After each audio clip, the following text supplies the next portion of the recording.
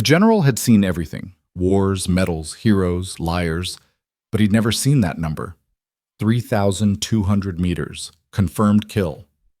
His hand froze mid-step. The armory went silent. Every officer in the room felt it. The shift from routine inspection to something else entirely. Because that distance didn't exist in the record books. Couldn't exist. Not for a human being with a rifle and gravity working against every breath. And yet there it was. Pinned to the sleeve of a soldier no one had bothered to notice. Until now. If you're ready to see how the impossible became real, stay with me until the very end. Like this video and drop a comment with your city so I can see how far this story travels. The air inside Ironcliff Base's main armory tasted like gun oil and steel dust. It was 0600 hours, and the fluorescent lights overhead buzzed in their fixtures, casting everything in that cold, institutional white that made shadows look sharper than they should. Rows of weapon racks lined the walls: M4s, M240S, grenade launchers, anti-material rifles locked behind reinforced glass. Everything had its place, everything had a purpose, and everything was about to be inspected. General Richard Hale moved through the space like a man who'd forgotten what it felt like to be impressed. 4 stars on his shoulder, 32 years of service. He'd walked through armories in Kandahar, Ramadi, Seoul, and a dozen places that didn't have names on any map. He knew what discipline looked like. He knew what laziness looked like. And he knew, without fail, when someone was trying to hide something. His aide, Captain Morris, trailed 2 steps behind, tablet in hand, marking off checklist items with mechanical efficiency. Morris was young, competent, forgettable. Exactly the kind of officer who made the machine run but never questioned why. "Inventory's clean, sir," Morris said quietly. "No discrepancies since last month." Hale didn't respond. He was already scanning the rows, eyes moving with the precision of a man trained to spot the crack in the armor, the loose bolt, the one thing that didn't belong. The enlisted personnel stood at attention near their stations. Most of them were armory techs, specialists who knew more about ballistics than most infantry officers ever would. They kept their eyes forward, shoulders square, breathing controlled. Standard. Hale walked past the first row without comment, past the second. His boots echoed on the concrete, each step measured, deliberate. Then he saw her. She was in the far corner near the heavy weapons section, kneeling beside a disassembled Barrett M82A1, a .50 caliber anti-material rifle that weighed 30 pounds and could punch through engine blocks at a mile.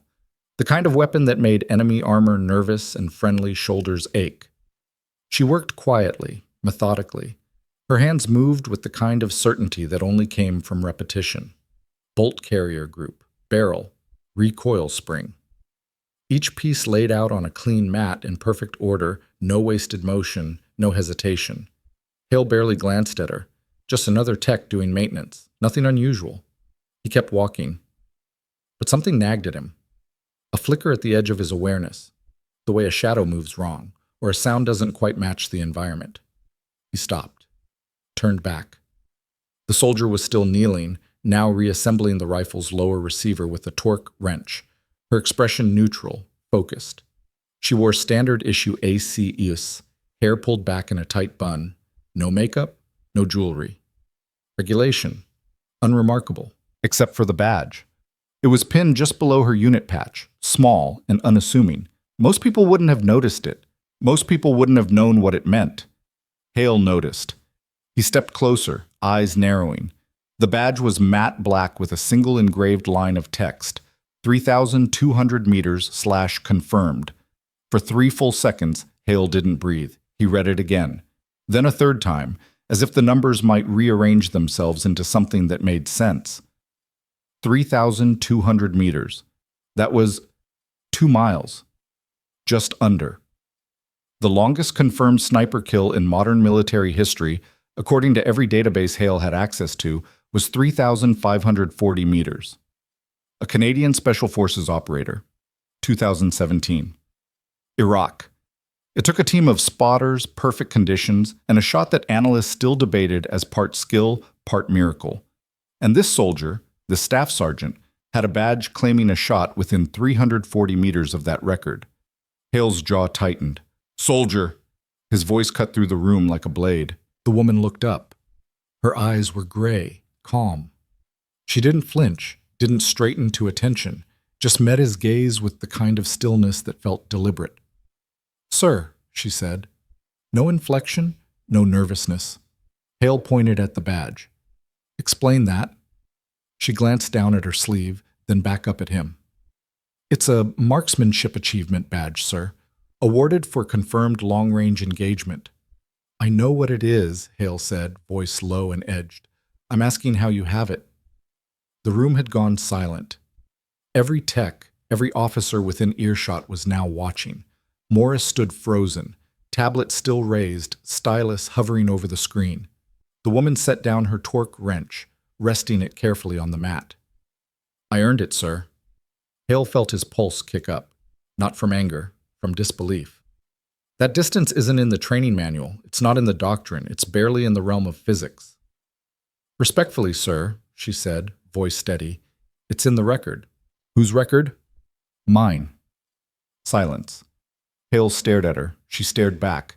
No challenge in her expression, no pride. Just fact. Morris cleared his throat. "Sir, should I—" "Pull her file," Hale said, not looking away from the soldier. "Now." Morris's fingers moved across the tablet. A few seconds passed. Then his face went pale. "Sir, it's restricted." Hale turned sharply. "What?" "Her service record. I can access the basics, but most of it's flagged, redacted. I'd need higher clearance." Hale's eyes narrowed. He turned back to the soldier. "What's your name?" "Staff Sergeant Mara Knox, sir." "How long have you been at Ironcliff, Knox?" 8 months, sir." "And before that?" A pause. "Not long, just enough to be noticeable." "Deployment rotation, sir. Details are classified." Hale felt the air shift. It was subtle, like the moment before a storm when the wind stops and everything goes still. He stepped closer, lowering his voice. "I've been in this uniform longer than you've been alive. I've read files on Delta operators, DevGru shooters, and Tier 1 assets that most colonels don't even know exist, and not one of them had a badge like that." Mara didn't blink. "Then maybe you haven't read the right files, sir." The room might as well have been vacuum sealed. Morris made a sound, half cough, half gasp. One of the other techs shifted weight, boots scuffing concrete. Hale held her gaze for 5 more seconds. Then he straightened, turned on his heel, and walked toward the exit. "Morris, conference room. 10 minutes." "Yes, sir." As Hale pushed through the armory doors, the sunlight hit him like a slap. He stood on the top step, breathing in the cold morning air, trying to shake the feeling crawling up his spine. Impossible. That's what the badge was. Impossible. But Mara Knox hadn't looked like someone lying. She'd looked like someone stating a fact. And that was worse. 10 minutes later, Hale sat alone in conference room C, staring at a tablet screen that refused to cooperate. Morris had pulled everything he could access on Staff Sergeant Mara Knox. It wasn't much. Name: Knox, Mara J. Rank: E6, Staff Sergeant, MOS 11B, Infantryman, / additional skill identifier, B4, Sniper. Current assignment: Ironcliff Base, Armory Operations. Previous assignments: redacted. Deployments: redacted. Commendations: redacted. The only concrete details were basic. Age: 29. Hometown: Billings, Montana. Enlistment date: 11 years prior. Everything else, everything that mattered, was locked behind security walls that required authorization Hale didn't have. Which made no sense. He was a 4-star general. There were maybe a dozen people in the entire military structure with higher clearance. And yet, here he was, staring at a file that treated him like a civilian. Morris stood near the door, clearly uncomfortable. "Sir, I've requested access escalation, but it'll take—" "How long?" "Could be hours, could be days, depends on who's reviewing it." Hale set the tablet down. "Tell me what you can see." Morris hesitated, then scrolled through the limited data. She enlisted at 18, completed basic at Fort Benning, top of her class, selected for advanced infantry training. Then, it gets murky. There's a 6-month gap where she's listed as in training, but no location, no details. Sniper school? Probably, but it's not in the standard pipeline. Whatever she did, it wasn't Fort Benning's course. Hale leaned back in his chair. What about her shooting scores? Morris tapped the screen. That part's unusual. Define unusual. Her rifle qualification scores are listed as exempt. Exempt. Yes, sir. Not failed, not passed, just exempt, like the test didn't apply to her. Hale felt his jaw tighten. Keep going. After the training DAP, she shows up in a unit designation I don't recognize. Task Force Mongoose. No base listed. No chain of command. Just the name. Mongoose, Hale repeated.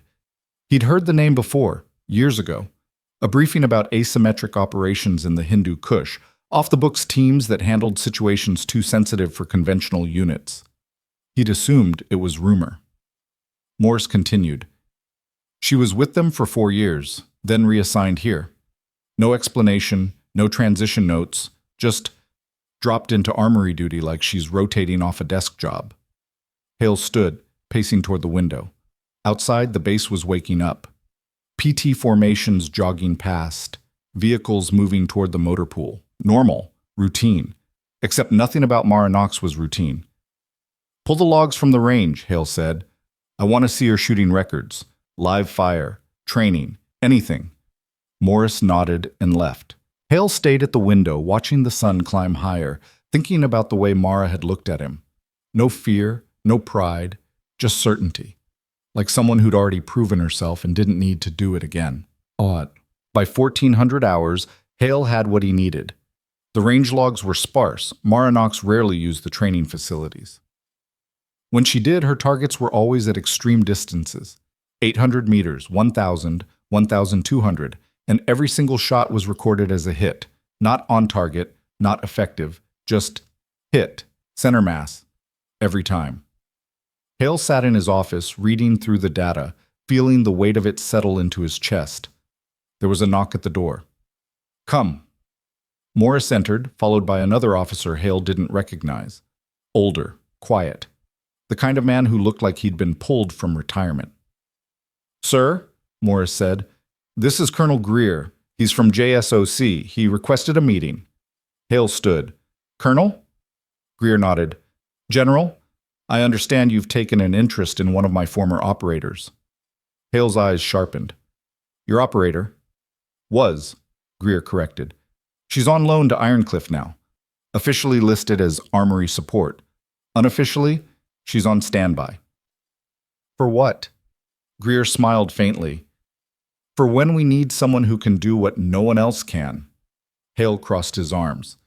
That badge, the 3,200-meter shot, is it real? Greer's smile faded. It's real. How? That, Greer said slowly, is classified. But I can tell you this, Mara Knox is the most precise long-range shooter I've ever worked with. Maybe the best alive.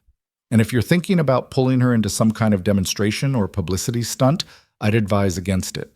Why? Because she doesn't perform for crowds. She performs when lives are on the line. And if you push her into the spotlight, you'll lose the one asset that works because no one's looking at her. Hale felt the words land like stones. She's wasted in an armory. Is she?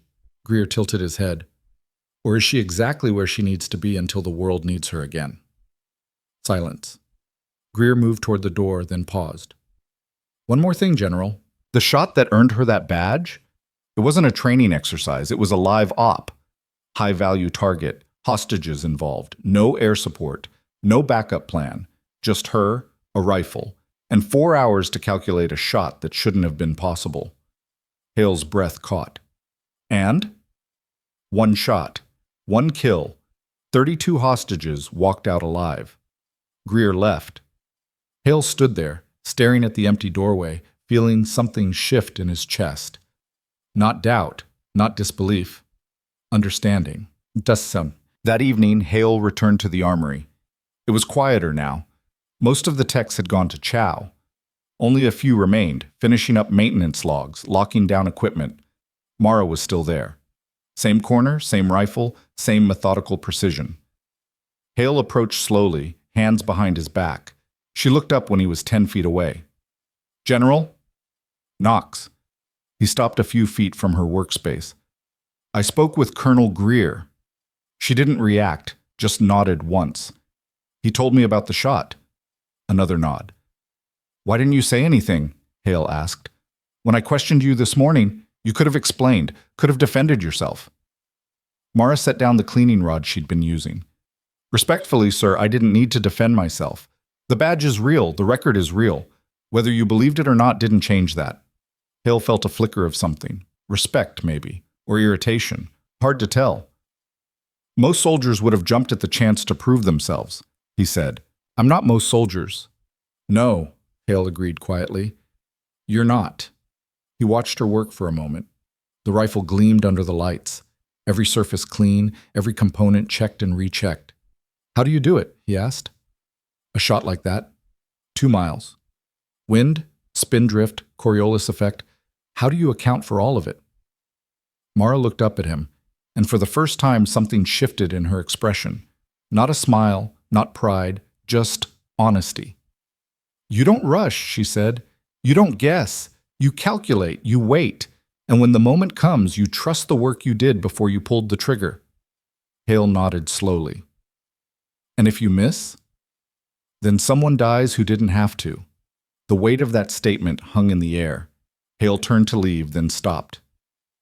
"Knox." "Sir?" "Don't let them bury you in this armory. You're better than that." She tilted her head slightly. "With respect, sir, I'm exactly where I need to be." Hale studied her for a long moment. Then he left. As the door closed behind him, Mara went back to her rifle. Steady, precise, invisible, just the way she liked it. 3 days later. The message came through official channels, but it felt wrong. Hale read it twice, then called Morris into his office. "Sir?" "Knox is being pulled for a live demonstration," Hale said, voice tight. "Some VIP tour group wants to see elite marksmanship capabilities. They want her on the range tomorrow at 0900. Morris frowned. "That's unusual." "It's idiotic," Hale snapped. "She's not a circus act." "Do you want me to push back?" Hale considered it, then shook his head.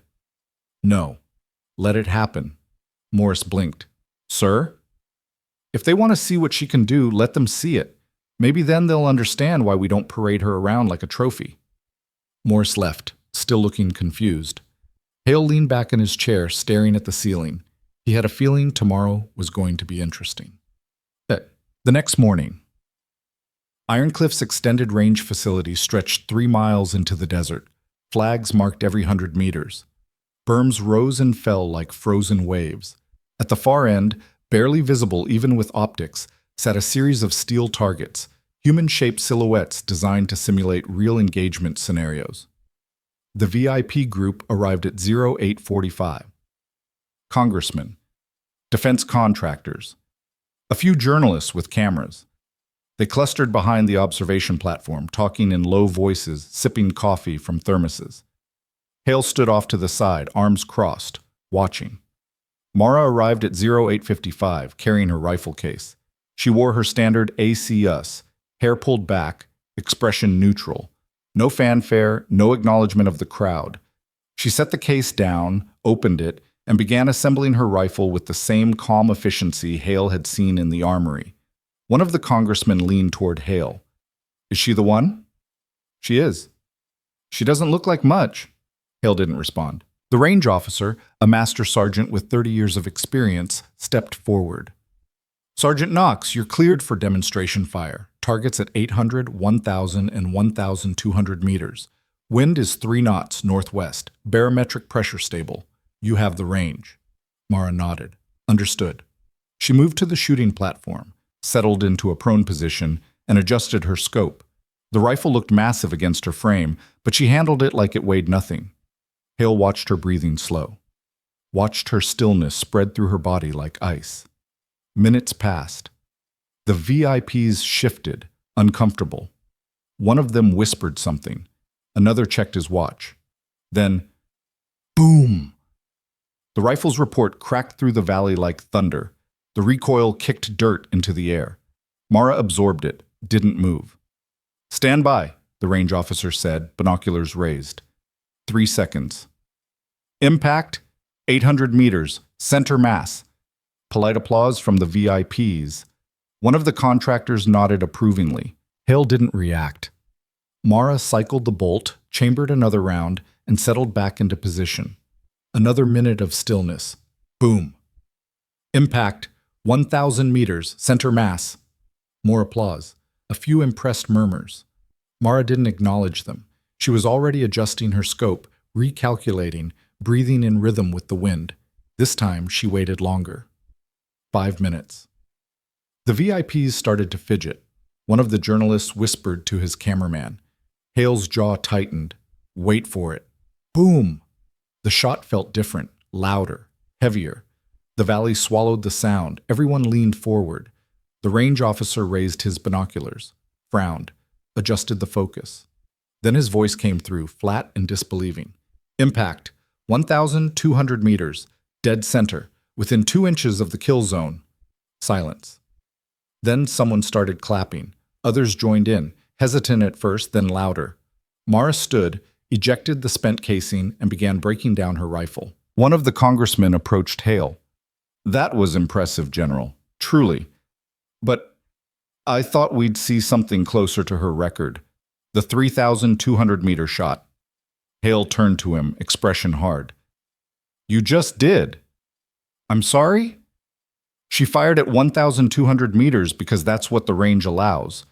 But the precision, the consistency, the patience, the control, that's the same at any distance. You want to see 3,200? Build me a range that long and give her a target that matters." The congressman blinked. "I see." Hale walked away, leaving the VIPs behind. He found Mara near the equipment shed, securing her rifle case. "Knox." She looked up. "Sir, how do you feel about that?" "About what, sir?" "Being put on display like that." She shrugged. "It's part of the job sometimes." "It shouldn't be." Mara met his eyes. "Respectfully, sir. I didn't mind. They needed to see what discipline looks like. Now they have." Hale studied her for a long moment. Then he nodded. "Dismissed." She turned and walked toward the motor pool, rifle case slung over her shoulder, moving with the same quiet precision that defined everything she did. Hale watched her go, and for the first time in a long time, he felt something close to hope. Because the world was full of noise, full of people who demanded attention, who needed validation, who craved the spotlight. But Mara Knox? She didn't need any of that. She just needed a rifle, a target, and a reason. And when that moment came, when the impossible became necessary, she'd be ready, quiet, precise, invisible, until it mattered. Later that night, Hale sat in his quarters, reading through the after-action reports from the demonstration. The VIPs had been impressed. The contractors wanted more data. The journalists were already drafting articles about the sniper you've never heard of. He closed the file and stared at the wall. Somewhere on this base, Mara Knox was probably cleaning her rifle. Again. The same way she did every night, slow, methodical, exact. And tomorrow, she'd do it again. And the day after that. Until the call came. Hale leaned back in his chair, eyes drifting to the window. Outside, the base lights flickered against the darkness. And somewhere in that darkness, a soldier no one noticed was holding the line. Because some people don't need to be seen to change the world. They just need to be ready when the world needs them. The summons came 3 weeks later, and it didn't come through official channels. Hale was in his office, reviewing supply requisitions, when his secure line rang. Not the desk phone. The black one. The one that only rang when something had gone sideways in a way that required his direct attention. He picked up on the second ring. "Hale." The voice on the other end was clipped, formal, unfamiliar. "General, this is Major Vance, JSOC Operations. We have a situation developing that requires your immediate attention. Can you confirm secure status?" Hale glanced at his office door. Closed, locked. "Confirmed. What's the situation?" "We need Staff Sergeant Knox, now." Hale felt his pulse kick. Explain. There's a developing hostage situation. Embassy personnel. High-value targets. The tactical window is closing. We need her skill set on site within 6 hours. Where? That's classified until she's read in. Can you release her? Hale's jaw tightened. She's not my asset to release. She's assigned to armory operations. General. Vance's voice hardened. We both know that's administrative cover. Colonel Greer flagged her as available for immediate recall. We're exercising that option. Now. Hale stood, moving toward the window. Outside, the base continued its rhythm. PT formations, vehicle maintenance, the machinery of routine. What's the threat profile? Armed militants, fortified position, civilians in immediate danger. Conventional assault carries unacceptable casualty risk. We need precision. We need distance. We need knocks. Hale closed his eyes. She's not a tool you pull off a shelf when it's convenient. No, sir. She's a specialist we activate when lives are on the line. And right now, 12 lives are on the line. So I'm asking again, can you release her? Silence stretched between them. Then Hale spoke, voice low. I'll send her to you. But Vance? Sir?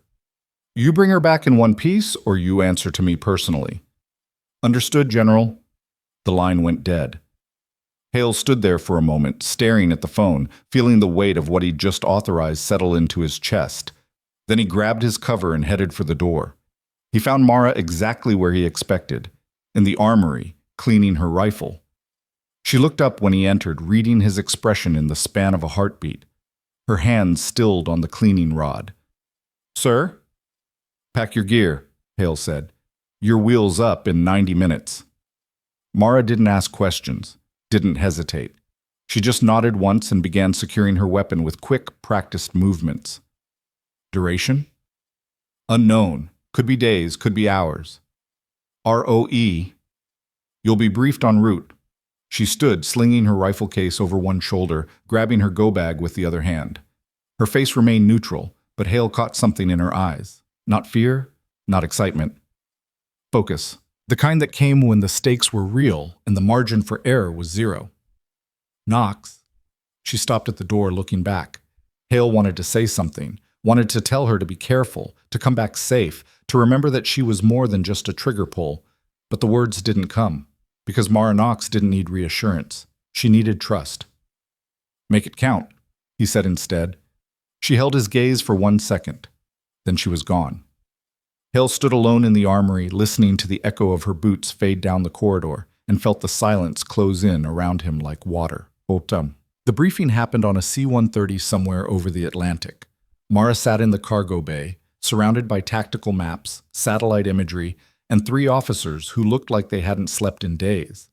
Major Vance, lean, mid-40s, eyes like flint, led the briefing.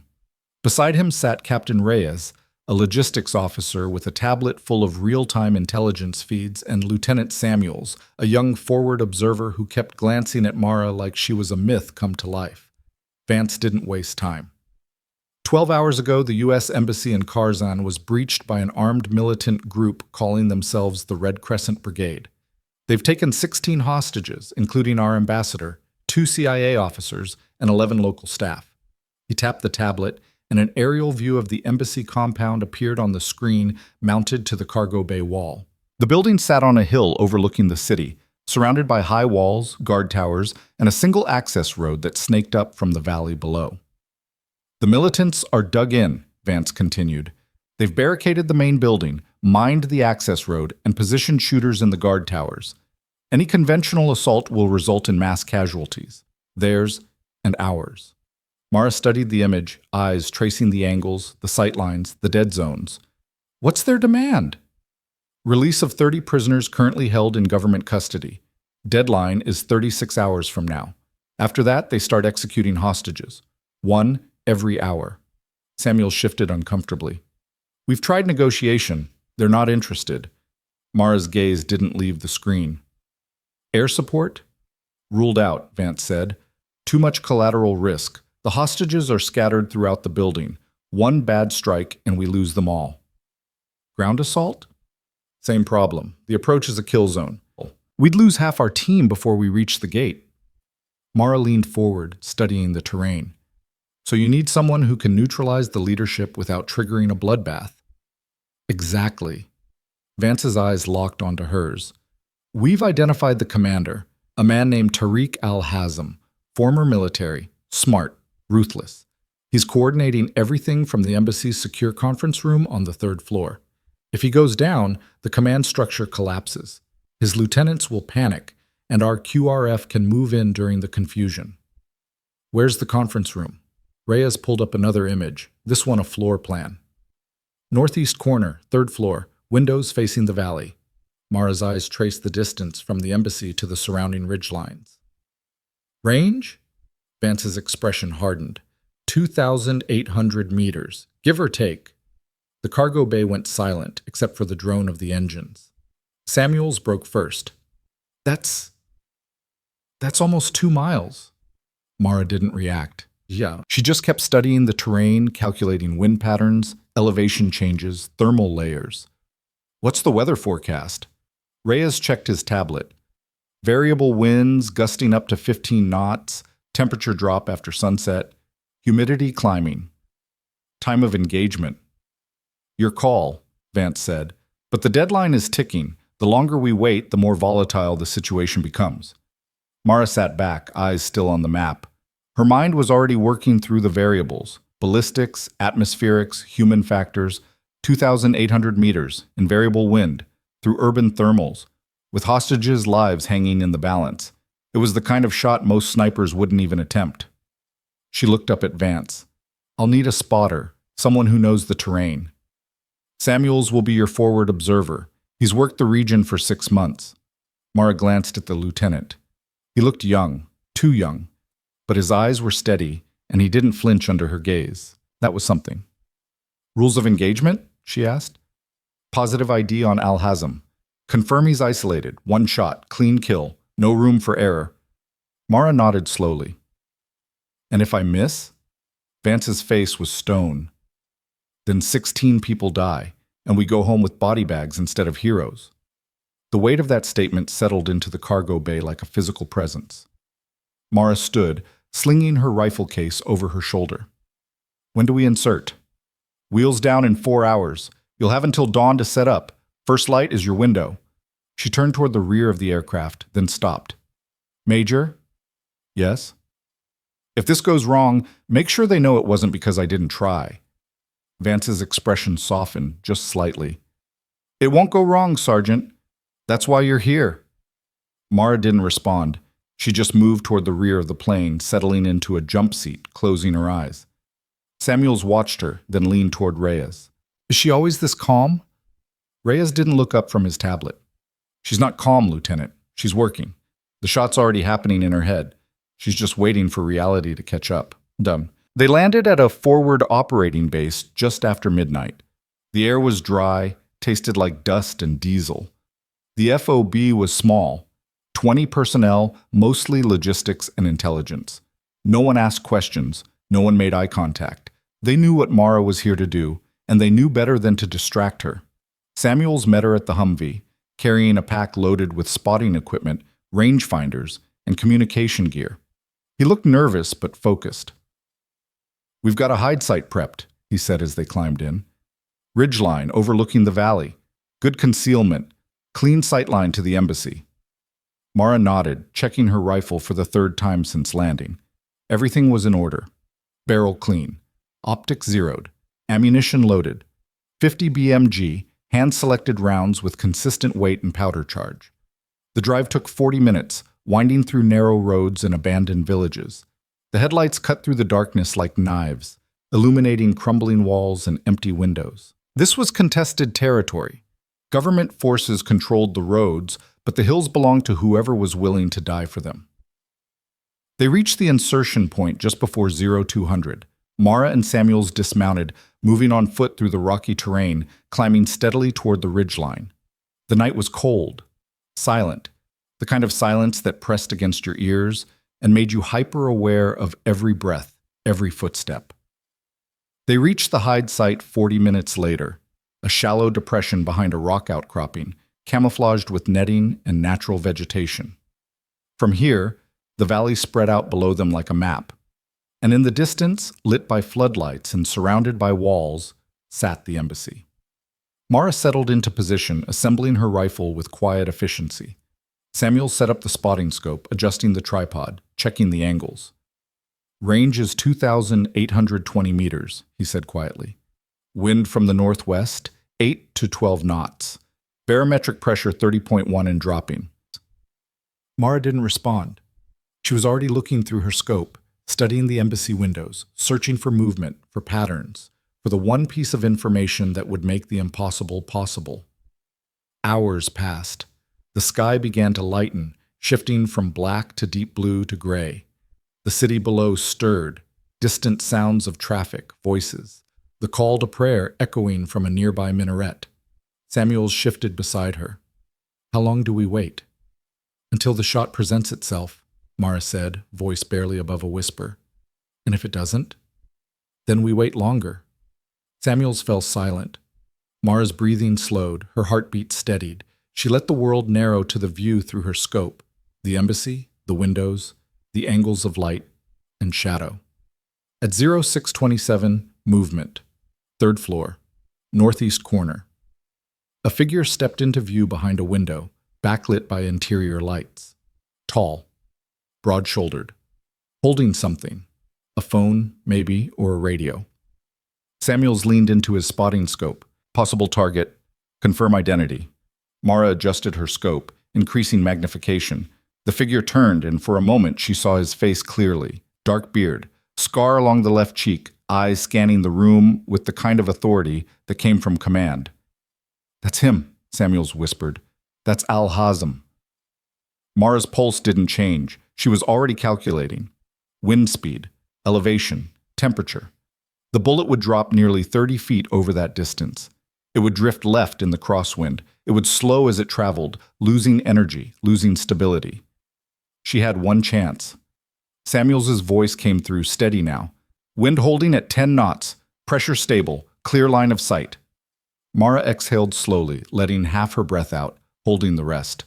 Her finger settled on the trigger, not pulling, just resting, waiting.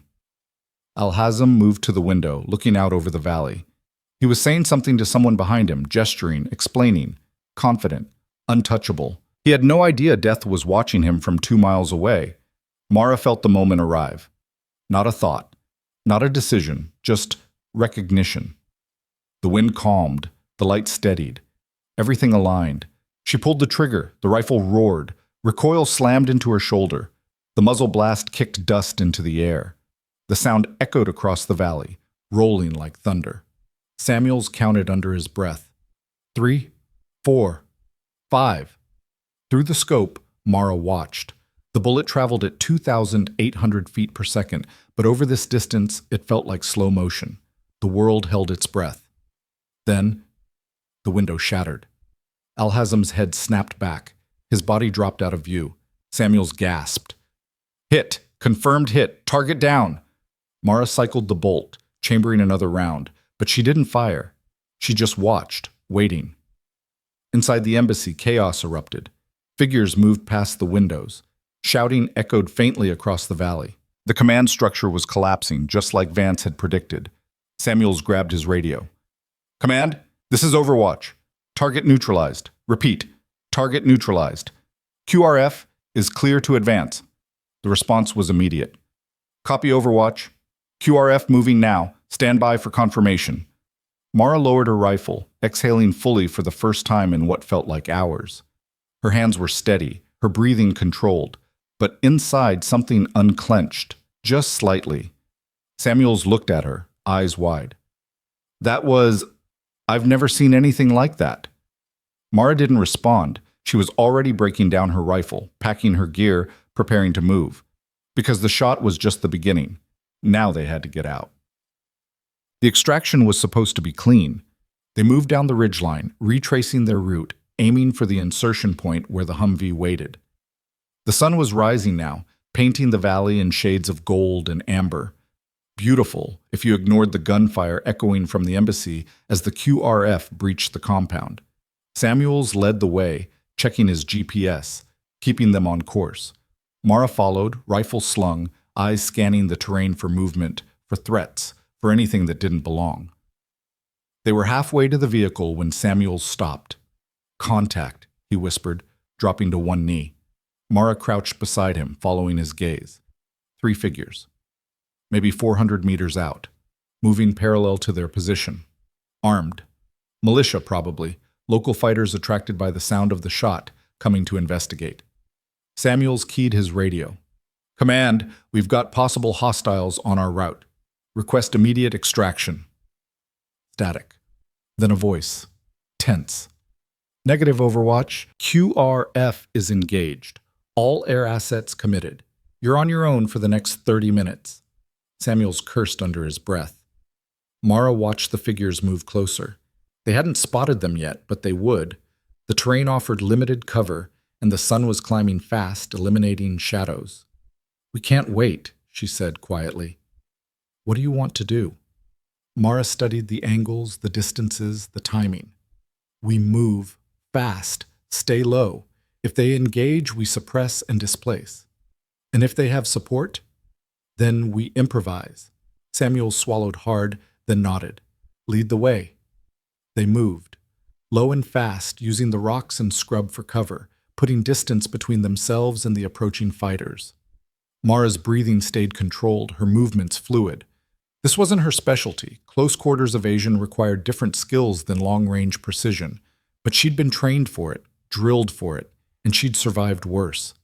Behind them, voices called out, shouting. The fighters had spotted something, maybe their tracks, maybe movement. Either way, the clock was ticking. Mara and Samuels reached a shallow wadi, a dry riverbed carved into the landscape by ancient floods. They dropped into it, using the banks for cover, moving along its length toward the extraction point. Gunfire cracked behind them, rounds snapped overhead, kicking up dirt and stone. Samuels flinched, but kept moving. Mara didn't break stride. She counted the shots. A K-pattern rifles, 3 shooters, suppressive fire more than aimed. They were trying to pin them down, slow them down. "Keep moving," Mara shouted. They ran. The wadi curved ahead, offering temporary concealment. Mara risked a glance back. The fighters were closing, maybe 200 meters now, moving with the confidence of people who thought they had the advantage. They were wrong. Mara dropped to one knee, unslung her rifle, and brought it up in one smooth motion. Samuels kept running, then realized she'd stopped and turned back. "What are you—" "Get to the vehicle," Mara said, voice calm. "Call for immediate extract. I'll buy you time." "I'm not leaving you here." "That's an order, Lieutenant." Their eyes met. Samuel saw something there, not desperation, not fear, just certainty, the kind that came from someone who'd already decided how this ended. He hesitated one more second, then he ran. Mara turned back toward the fighters, 3 of them, moving fast, closing the distance. She settled into a firing position, breathing slowing, world narrowing. This wasn't a mile-long shot. This was fundamentals. Breath control. Trigger discipline. Follow-through. The first fighter crested the ridge. Mara fired. The .50 caliber round hit him center mass, the impact throwing him backward like he'd been struck by a truck. He didn't get back up. The other 2 dove for cover, shouting, firing blind. Mara cycled the bolt, chambered another round, waited. Seconds stretched. Then one of them broke cover, trying to flank. Mara tracked him through her scope, led him by half a body length, and fired. He dropped. The third fighter didn't move. Smart. He was pinned, and he knew it.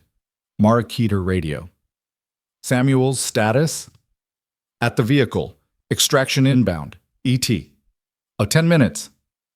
10 minutes. Mara could hold for 10 minutes. She settled deeper into her position, rifle steady, eyes scanning for movement. The remaining fighter stayed hidden, occasionally firing a burst in her general direction, but the shots were wild, uncoordinated. Time crawled. 8 minutes.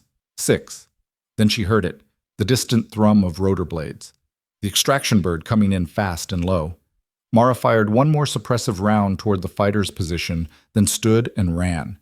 She covered the distance to the extraction point in under 2 minutes, lungs burning, legs pumping. The Humvee was already moving, Samuels at the wheel, racing toward the landing zone.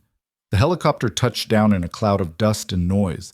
Mara threw herself inside, Samuels right behind her. The pilot didn't wait. He pulled pitch and climbed, banking hard away from the ridgeline. Through the open door, Mara saw the valley fall away, the embassy shrinking in the distance, smoke rising from multiple points in the compound. Samuels collapsed against the bulkhead, chest heaving. That was too close. Mara didn't respond. She was checking her rifle, running through the post-engagement checklist in her head. Weapon status, ammunition count, equipment accountability, everything in order. The pilot's voice crackled through the headset. Overwatch, this is Griffin 1. Hostages secure, all 16 accounted for. Mission success. Nice shooting. Mara closed her eyes. 16 lives. One shot. The math was simple. The weight was not. Samuels looked at her, something like awe in his expression. How do you do it? Stay calm like that? I thought we were dead. Mara opened her eyes, staring out at the horizon. Fear doesn't change the outcome. Training does. Discipline does. The shot doesn't care if you're scared. It only cares if you're ready. Samuels nodded slowly, processing that. The helicopter banked toward the FOB, leaving the valley behind. And in the cargo bay, surrounded by the noise and vibration, Marnock sat in silence, already beginning the process of letting go. Of the shot. Of the fear. Of the moment. Because in 6 hours she'd be back at Ironcliff. Back in the armory. Back to being invisible. Just the way it was supposed to be. The debrief lasted 3 hours, and by the end of it, Mara wanted nothing more than silence. They'd landed at the FOB just after noon, the helicopter's rotors still spinning down when Major Vance pulled her into a tent that smelled like stale coffee and stress. Maps covered every surface. Intelligence officers clustered around monitors, tracking real-time feeds from the embassy. The hostages were safe, all 16 extracted without injury.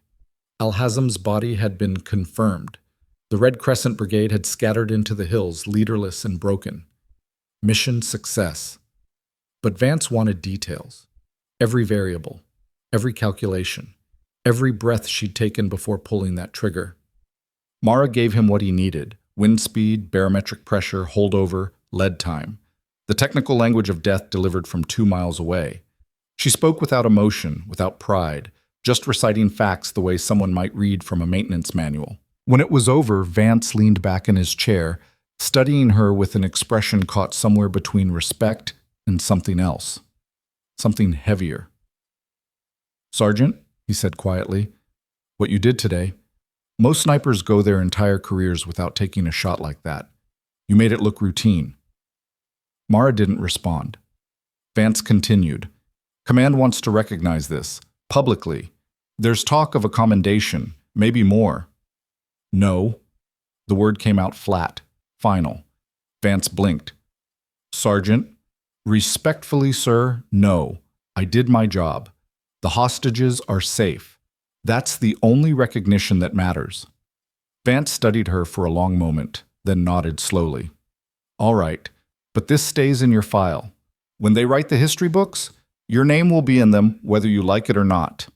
Mara stood, slinging her rifle case over her shoulder. "History can wait, sir. I'd like to go home." She was on a transport back to Ironcliff 6 hours later. She returned to base at 0400, slipping through the gates in the pre-dawn darkness like a ghost returning to haunt familiar ground. No fanfare, no welcome committee, just the MP at the gate checking her ID and waving her through with a nod. Mara drove straight to the armory. The building was empty, silent except for the hum of the ventilation system. She moved to her usual corner, set down her rifle case, and began the ritual she'd performed 1,000 times before. Disassembly, inspection, cleaning, every component examined, every surface wiped down, every potential failure point checked and rechecked. Her hands moved with automatic precision, but her mind drifted. 2,800 meters. One shot, 16 lives. The numbers meant something. They always did.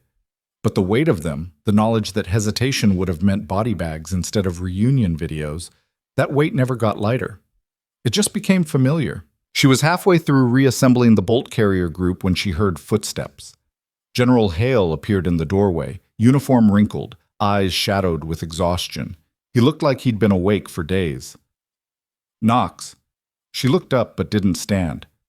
Sir. Hale approached slowly, hands clasped behind his back. I got the after-action report an hour ago. Vance said you pulled off something remarkable. Mara returned to her rifle. I did what was necessary. That shot, 2,800 meters in variable wind. Vance said his spotters are still trying to figure out how you compensated for all the variables. Math and patience, sir, same as any other shot. Hale stopped a few feet away, watching her work. He also said you held off 3 hostiles during extraction, alone. 2, sir. The third stayed in cover. 2, then. Hale's voice carried a weight that made Mara pause. Most soldiers would consider that a career-defining moment. You've been back 4 hours and you're cleaning your rifle like it was a training exercise. Mara met his eyes. Because that's what it was, sir. Training prepares you for the real thing. The real thing validates the training. It's a loop. You don't break it just because the stakes were high. Hale was quiet for a moment. Then he pulled up a stool and sat down across from her, an uncharacteristic move that made Mara's instincts sharpen. Knox, I need to ask you something, and I need an honest answer. Sir, how long can you keep doing this? The question hung in the air like smoke. Mara's hand stilled on the cleaning rod. Doing what?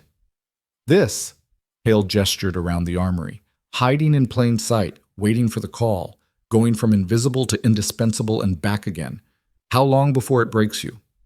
Mara's expression didn't change, but something shifted behind her eyes. Respectfully, sir, it won't break me. This is what I'm built for. Everyone breaks eventually.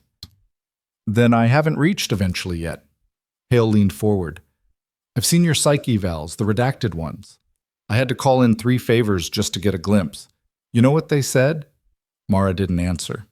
They said you have the highest stress tolerance they've ever measured, that you process trauma differently than most people, that you compartmentalize so effectively it borders on pathological.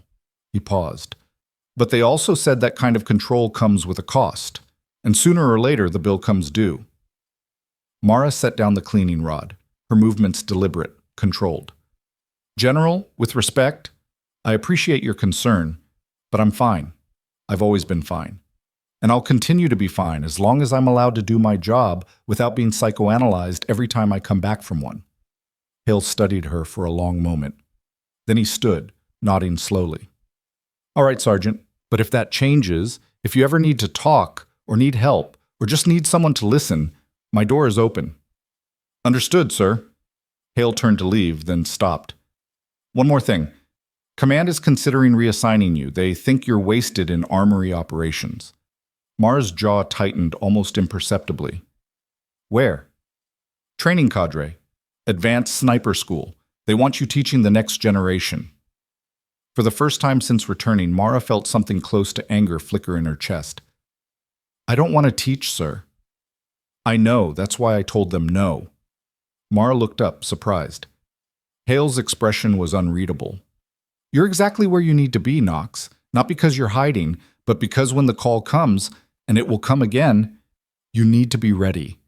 And you can't be ready if you're stuck in a classroom explaining wind calculations to kids who'll never take a shot that matters. He left before she could respond. Mara sat alone in the armory, staring at the half-assembled rifle in front of her, feeling the weight of his words settle into her bones.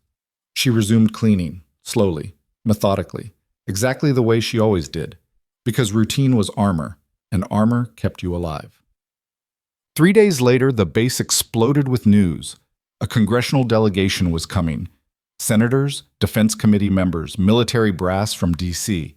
They wanted a full capability demonstration, air support, ground assault, precision fires, a show of force to justify next year's budget. And they wanted to see the sniper who'd made the impossible shot. Mara heard about it from Captain Morris, who found her in the armory looking uncomfortable and apologetic. Sergeant Knox, I'm supposed to inform you that you've been requested, personally, to participate in the demonstration. Mara didn't look up from the scope she was calibrating. Requested by who? Senator Carver. He's the chair of the Armed Services Committee. Apparently he read the classified brief on the embassy rescue and wants to see what America's most lethal sniper looks like in action. Morris winced. His words, not mine.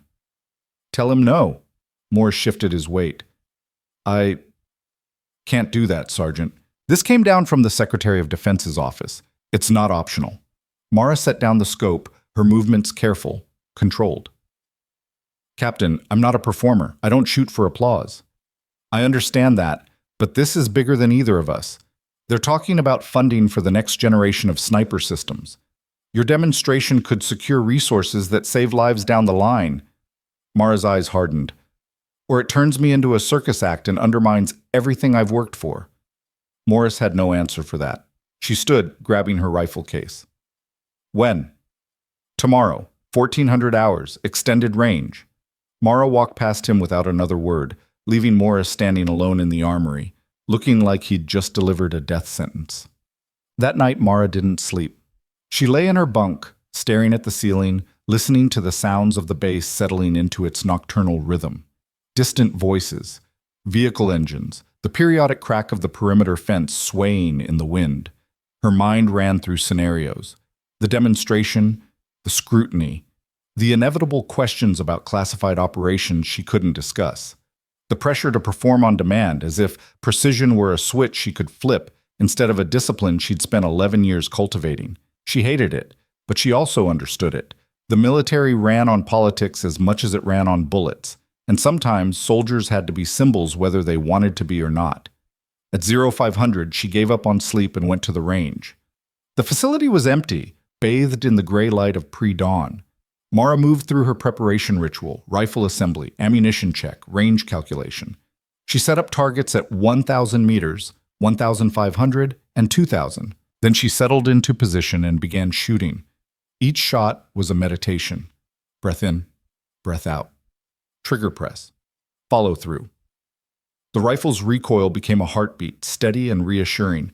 She fired until the sun rose, until her shoulder ached, until the rhythm of the work drowned out everything else. When she finally stopped, every target bore a cluster of impacts so tight they looked like a single ragged hole. She was ready. She just wished she didn't have to be. The demonstration began at 1400 hours sharp.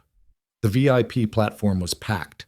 Senators in expensive suits, generals with chests full of ribbons, defense contractors with sharp eyes and sharper interest.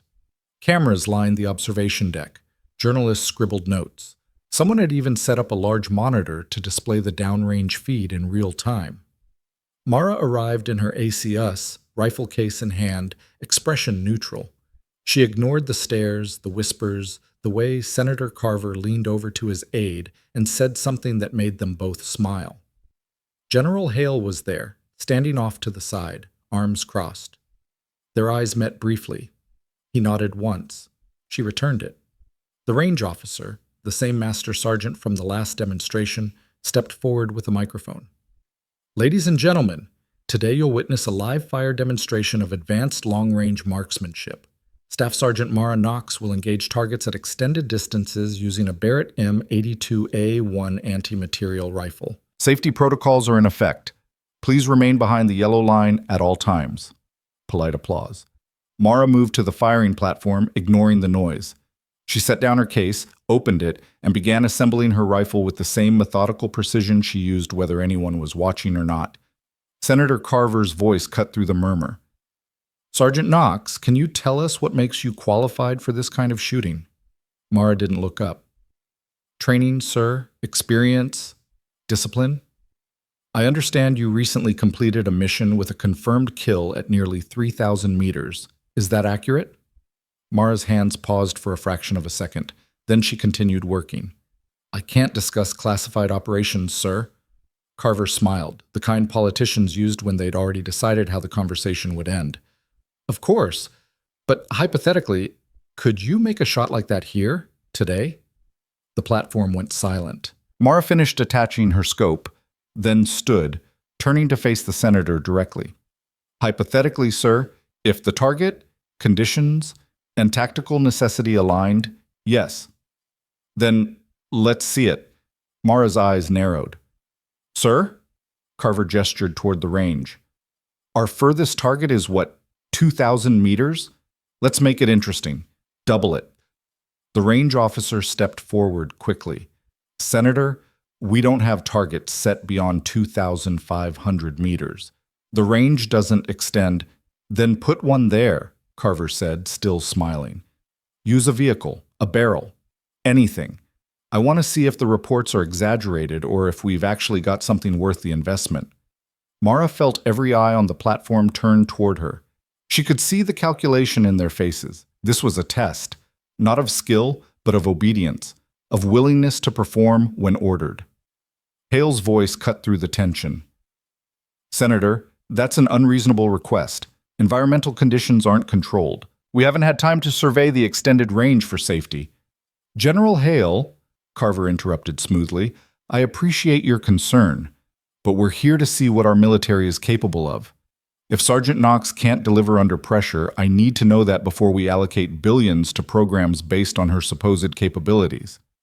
The words hung like a gauntlet thrown at Mara's feet. She could refuse, should refuse. This wasn't a tactical necessity. It was theater, political maneuvering disguised as validation. But she also knew what refusal would mean. Questions about her record, doubt about her capabilities, ammunition for budget cuts that would affect soldiers who had nothing to do with this dog and pony show. Mara looked at Hale. He shook his head slightly, a silent plea to walk away. Then she looked at the range stretching into the desert, calculating distances, wind patterns, the angle of the sun. 4,000 meters, she said quietly. The platform erupted in murmurs. Carver's smile widened. I'm sorry? Mara turned to face him fully. You want to see what I can do, Senator? Set a target at 4,000 meters. I'll make the shot.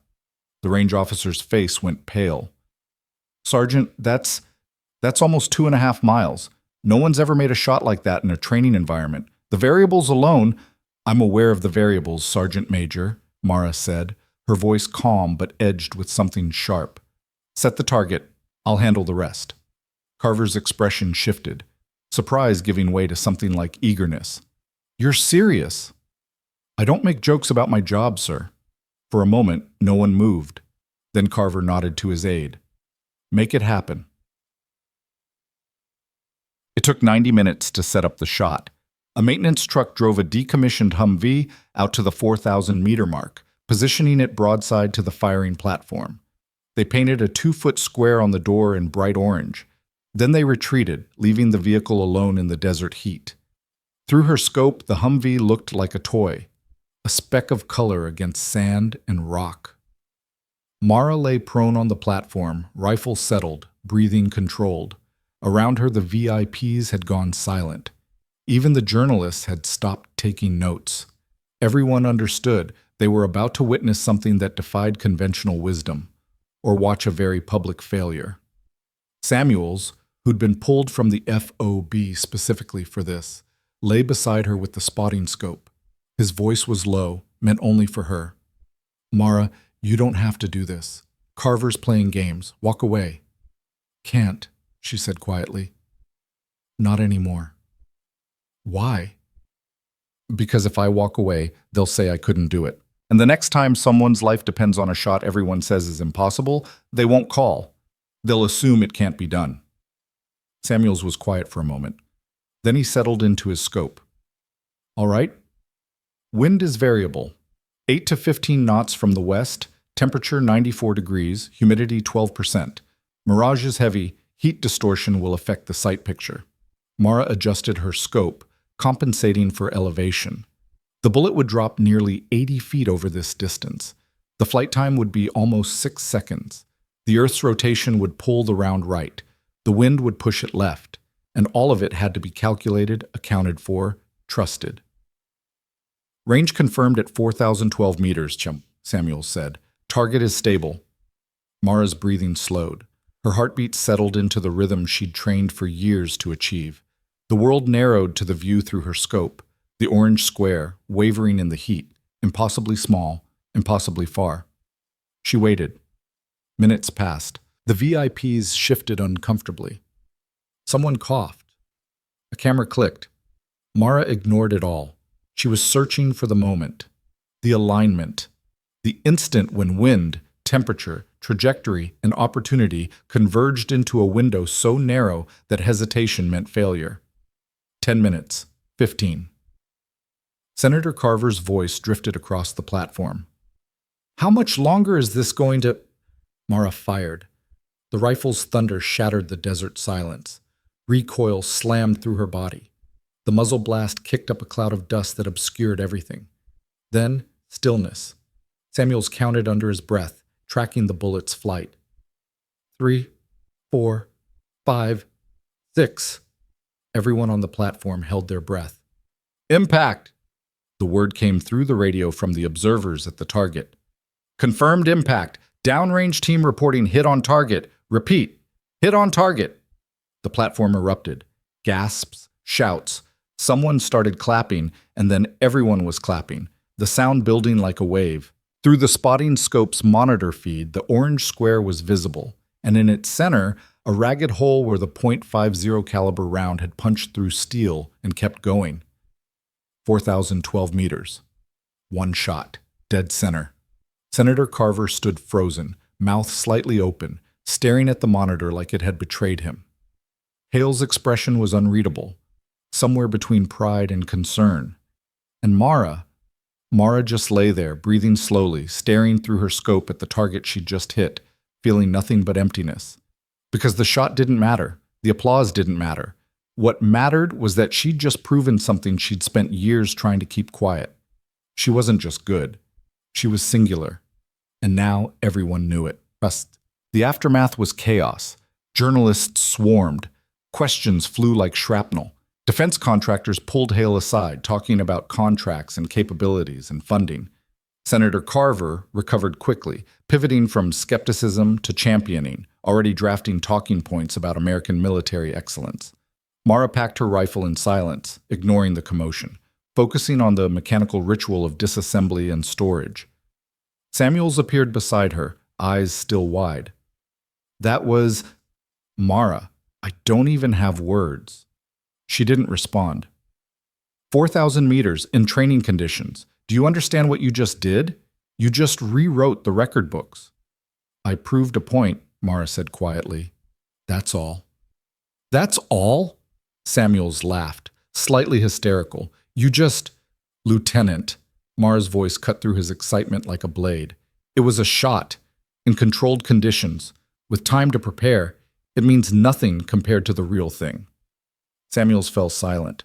Mara finished packing her gear and stood, slinging the case over her shoulder. She could feel eyes on her from every direction, measuring, calculating, commodifying. She hated it. General Hale intercepted her before she could leave. Knox, a word. They moved away from the crowd, finding a quiet corner near the equipment shed. Hale spoke first. That was either the bravest thing I've ever seen or the most reckless. It was necessary, sir. Was it? Or did you just let them bait you into proving something you didn't need to prove? Mara met his eyes. If I'd refused, they would have assumed I couldn't do it. The mission in Karzon would have become a fluke, a lucky shot. And the next time someone needs the impossible, they won't believe it's possible. So you made yourself a target instead. I made myself undeniable. Hale was quiet for a moment. Then he sighed. You know what happens now, don't you? Every senator, every contractor, every journalist is going to want a piece of you. They're going to pull you into briefings, demonstrations, interviews. They're going to turn you into a symbol. I won't let them. You won't have a choice. Mara's jaw tightened. Then I'll refuse orders. And they'll reassign you, court-martial you if they have to. Knox, you just became the most valuable propaganda asset the military has. They won't let you disappear back into an armory. The weight of his words settled over her like a physical presence. Mara looked out at the desert, at the heat shimmer rising off the sand, at the target still sitting 4,000 meters away with a hole punched through its heart. What would you do, sir? She asked quietly. If you were me? Hale considered the question. Then he spoke, voice low. I'd remember why I took the shot in the first place. Not for them, for the mission. For the people who needed me to be impossible. He paused. And I'd make sure that no matter what happens next, that's the only thing that matters. Mara nodded slowly. They stood in silence for a moment. Then Hale turned to leave, pausing once more. For what it's worth, Knox, that was the most remarkable thing I've ever witnessed. And I've seen a lot of remarkable things. Thank you, sir. He left. Mara stood alone near the equipment shed, feeling the sun beat down on her shoulders, listening to the distant celebration still happening on the VIP platform. 4,000 meters. One shot. Everything changed. She picked up her rifle case and walked toward the barracks, moving through the base like a ghost, invisible despite everything. Because some truths didn't need acknowledgement, they just needed to be undeniable. And now, hers was. The summons came at 600 the next morning, delivered by an MP who looked like he'd rather be anywhere else. Staff Sergeant Knox, you're ordered to report to General Hale's office immediately. Mara had been awake for 2 hours already, running the perimeter in the pre-dawn darkness, trying to outpace the feeling that her life was about to change in ways she couldn't control. She'd showered, changed into a fresh uniform, and was halfway through her second cup of coffee when the knock came. She arrived at Hale's office 7 minutes later. The general sat behind his desk, but he wasn't alone. Colonel Greer occupied one of the chairs, the JSOC officer who'd vouched for her capabilities weeks ago. Beside him sat a woman Mara didn't recognize, mid-50s, civilian clothes, sharp eyes that tracked movement like a predator measuring prey. Hale gestured to the empty chair. Sit. Mara sat, spine straight, hands folded in her lap. Her eyes moved between the three faces, reading tension, calculation, something heavier than routine. Sergeant Knox, Hale began, this is Dr. Ellen Reyes. She's a strategic planning consultant with the Department of Defense. She advises on asset deployment and capability integration. Reyes smiled thinly. In plain English, I help decide where rare talents are best utilized. Mara's jaw tightened fractionally. Ma'am. Reyes pulled out a tablet, scrolling through data with practiced efficiency. Your demonstration yesterday created quite a stir. The video has already been classified, but the senators saw enough. They're calling you a strategic asset, a force multiplier, the kind of capability that justifies entire programs. I'm a soldier, ma'am, not a capability. You're both, Reyes said simply. And right now, very powerful people are trying to figure out how to use you most effectively. Mara looked at Hale. Sir, permission to speak freely? Granted. I don't want to be used. I want to do my job, the way I've always done it. Greer leaned forward. Knox, your job just changed. Whether you accept that or not, the moment you made that shot, you became visible. And visible assets get deployed differently. Then make me invisible again. Can't be done, Reyes said. Too many people saw. Too many recordings exist. The cat's out of the bag, Sergeant. Mara felt something cold settle in her chest. So what happens now? Hale exchanged glances with Greer, then spoke. Command wants to activate you full-time, pull you from armory operations and integrate you into a dedicated special operations task force. You'd train with Tier 1 units, deploy on high-value missions, operate under the kind of clearance that keeps your work classified, but your capabilities accessible. And if I refuse? Silence fell heavy. Reyes set down her tablet. Then you'll be reassigned to a training role. You'll spend the next 5 years teaching marksmanship fundamentals to recruits who will never take a shot that matters. Your skills will atrophy, your value will diminish, and when the next impossible situation arises, someone else will try and fail because you weren't there. The words landed like body blows. Mara's breathing stayed controlled, but her hands tightened slightly in her lap. You're saying I don't have a choice. You always have a choice, Hale said quietly. But choices have consequences. And right now, your choice is between embracing what you are or spending the rest of your career pretending you're something less. Mara looked down at her hands, clean, steady. The same hands that had just punched a hole through steel from 2.5 miles away. The same hands that had saved 16 lives in Karzan.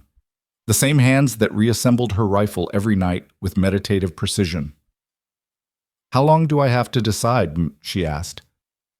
72 hours, Reyes said. After that, personnel orders will be cut one way or another. Mara stood. Then I'll have my answer in 72 hours, ma'am. She saluted and left before anyone could respond. She didn't go back to the armory. Instead, Mara found herself walking the base perimeter, hands shoved in her pockets, mind churning through scenarios and outcomes. The sun climbed higher, burning off the morning cool, turning the base into a heat-shimmer landscape that felt surreal. Embracing what she was meant, becoming a tool. A precision instrument pulled out when needed, put away when not. No autonomy, no quiet, no chance to just exist. But refusing meant irrelevance, watching from the sidelines as situations spiraled because she'd chosen pride over purpose. Neither option felt right. She was still walking when she heard footsteps behind her. She turned to find Samuels jogging to catch up, slightly out of breath. "Mara, wait!" She stopped, waiting. Samuels caught up, hands on his knees, breathing hard. "I heard about the meeting, about the choice they're giving you." Word travels fast. Base this size? Always does. He straightened, meeting her eyes. "For what it's worth, I think you should take it. The SOF assignment." Mara's expression didn't change. "Why?" "Because I've seen what you can do. And I've seen what happens when people who can do what you do decide to hide instead." He paused. "My dad was a pilot, flew Apaches in Iraq.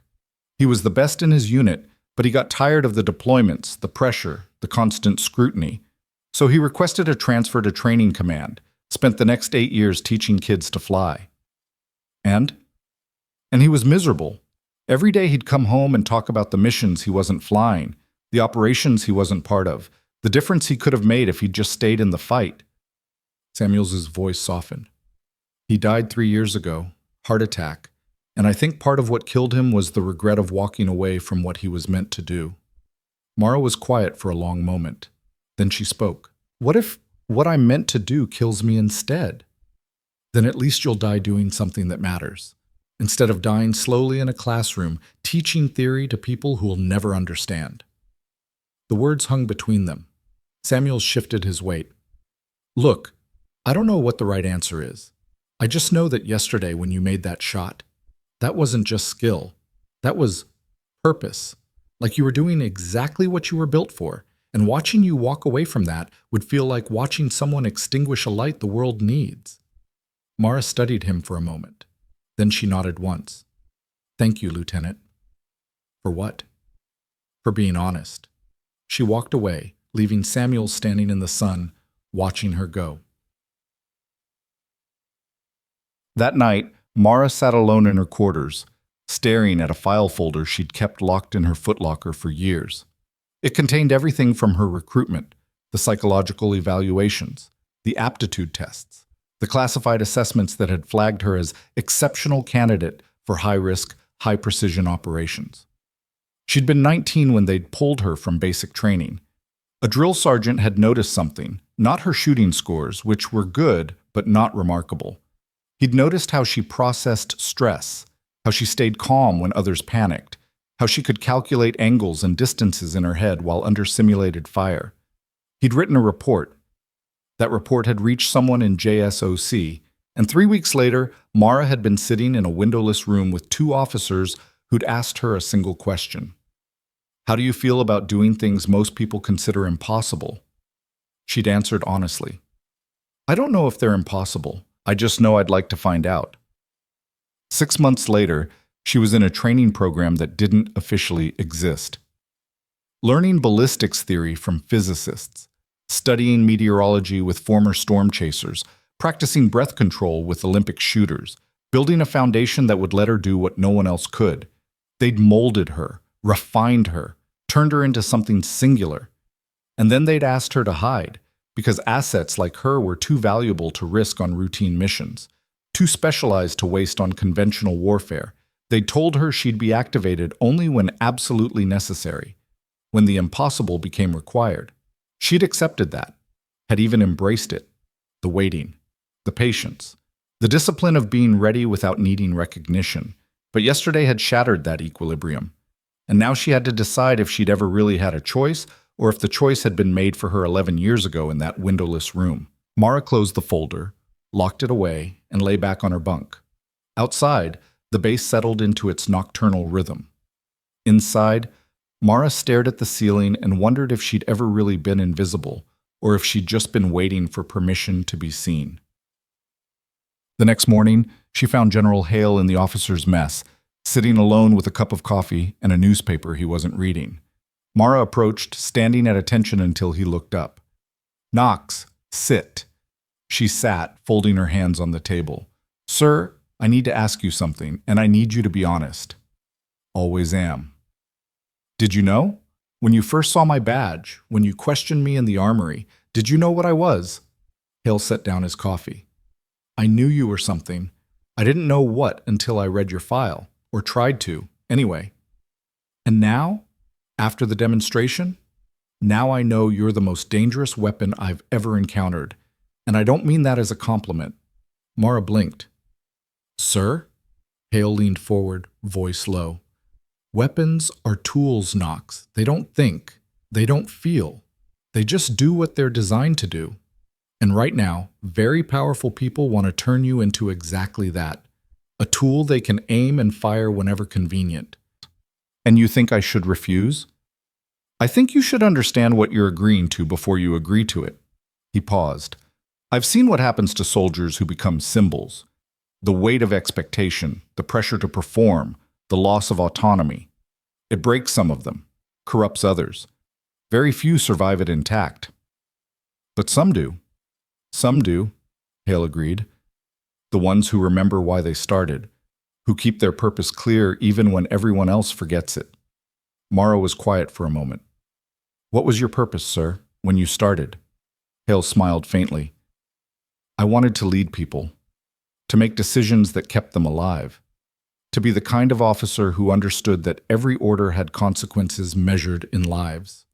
He paused. "Somewhere along the way, I got good at it, started getting promoted, started sitting in meetings instead of leading troops, started making decisions based on politics instead of people." "Do you regret it?" "Every day," Hale said quietly. "But I also know that the decisions I make now, even the political ones, keep soldiers alive, just in different ways." He picked up his coffee, took a sip, then set it down. "Knox, whatever you decide, make sure it's your decision. Not theirs, not mine. Yours, because you're the one who has to live with it." Mara nodded slowly. "Thank you, sir." She stood to leave. "Knox," she turned back, "for what it's worth, I think you're more than what they're trying to turn you into, and I hope you remember that." 48 hours later, Mara walked into General Hale's office and delivered her answer. Hale sat behind his desk. Greer occupied the same chair as before. Dr. Reyes had been replaced by a different DOD official, a man named Harris, who looked like he measured success in spreadsheets and efficiency metrics. "Sergeant Knox," Hale said formally. "You have a decision?" Mara stood at attention, spine straight, eyes forward. "I do, sir." "And?" "I accept the special operations assignment, with conditions." Harris frowned. "Soldiers don't negotiate conditions, Sergeant." "I'm not negotiating," Mara said evenly. "I'm stating the terms under which I'll be most effective." Greer smiled slightly. "Go on." Mara pulled a folded piece of paper from her pocket and set it on Hale's desk. "First, I maintain autonomy over mission acceptance. If I assess a shot as tactically unsound or unnecessarily risky, I can refuse without repercussion. Second, no public demonstrations, no media access, no congressional tours. I work in the shadows, or I don't work at all. Third, I retain my current rank and pay grade. No promotions tied to publicity or political maneuvering." Harris looked at the paper like it had personally offended him. "This is highly irregular." "So is making a shot at 4,000 meters," Mara replied. "You want irregular capabilities, you accommodate irregular requirements." Hale read through the conditions, expression unreadable. Then he looked up at Greer. "Colonel?" Greer nodded. "I can work with this. JSOC operates on mission effectiveness, not publicity. As long as she delivers results, command won't care about the rest." Harris still looked skeptical. "And if she refuses a mission we deem critical?" "Then you find someone else," Mara said flatly. "There are other snipers, other options. But if you want me specifically, you accept that I'm not a bullet you fire indiscriminately. I'm a precision instrument, and precision requires judgment." The room fell silent. Then Hale picked up a pen and signed the paper. "Approved. Greer, draw up the orders." Harris, inform command that Knox's conditions are non-negotiable. Harris opened his mouth to protest, then seemed to think better of it. He nodded curtly and left. Greer stood, extending his hand to Mara. "Welcome to the team, Sergeant. You report to Fort Bragg in 2 weeks for integration training." Mara shook his hand. "Understood, sir." Greer left, closing the door behind him. Mara stood alone with Hale, the weight of what she'd just agreed to settling into her bones. Hale leaned back in his chair. "You know they'll push back on those conditions, try to erode them over time." "I know. And you'll have to fight to maintain them, constantly." "I know that too." Hale studied her for a long moment. "Then why agree at all?" Mara met his eyes. "Because Lieutenant Samuels was right. Hiding from what I am doesn't make me less dangerous. It just makes me useless, and I'd rather be dangerous and purposeful than safe and forgotten." Hale nodded slowly. "That's the most honest thing I've heard all week." He stood, moving around the desk. For a moment, Mara thought he might salute. Instead, he extended his hand. "Good luck, Knox. And remember, no matter what happens, you're still a soldier. Not a weapon, not a symbol, a soldier. Don't let them convince you otherwise." Mara shook his hand, feeling the firmness of his grip, the certainty in his eyes. "I won't, sir." She spent her last 2 weeks at Ironcliff closing out her responsibilities. The armory had to be handed off to her replacement. A young specialist who looked terrified at the prospect of maintaining weapons Mara had spent months calibrating. She walked him through every detail, patient and thorough, making sure nothing would be lost in the transition. She ran the perimeter one last time, memorizing the feel of the base under her boots, the smell of diesel and dust, the sound of formations moving in synchronized rhythm.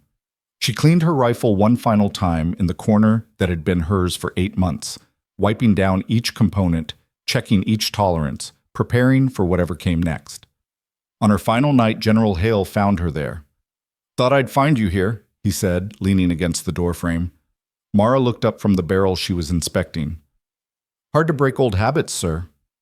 "Good habits shouldn't be broken." He stepped inside, hands clasped behind his back. "I got word from Bragg. Your integration team is top tier. Delta operators, SEAL snipers, agency contractors. You'll be working with the best." "Good. I'd rather work with people who understand what I do than people who just want to watch." Hale smiled faintly. "You'll fit in better than you think." He paused, then pulled something from his pocket. A small case, leather, worn. He set it on the workbench beside Mara's rifle. "What's this?" she asked. "Open it." Mara opened the case. Inside was a single medal, the Distinguished Service Cross. Not new. The ribbon was faded, the metal tarnished slightly at the edges. "That was mine," Hale said quietly. "From Afghanistan, 2003. I made a call that saved my platoon but violated about 6 different ROE protocols. They gave me that medal and a formal reprimand in the same week." Mara looked up at him, confused. "I'm not giving it to you for what you've done," Hale continued. "I'm giving it to you to remember something. The medals don't matter. The recognition doesn't matter. What matters is the people you save and the principles you keep. Everything else is noise." Mara stared at the medal, feeling the weight of it. Not the medal, but what it represented. Trust, respect, understanding. "Sir, I can't accept this." "You already have. Consider it an order." He smiled. "Besides, I have a feeling you'll earn your own soon enough. Might as well have one to compare it against." Mara closed the case carefully, setting it beside her rifle. "Thank you, sir." Hale nodded. Then he straightened, formal again. "Sergeant Knox, it's been an honor serving with you. Give them hell at Bragg." "I will, sir." He left. And Mara sat alone in the armory one last time, surrounded by the tools of her trade, holding a medal she hadn't earned but would carry anyway. Because some gifts weren't about what you'd done. They were about what you were trusted to become. Bosse Mdet. The transport left at 600. Mara loaded her gear into the back of a nondescript truck. Rifle case, duffel bag, footlocker containing everything that mattered. The driver was a civilian contractor who didn't ask questions and didn't make small talk. Perfect.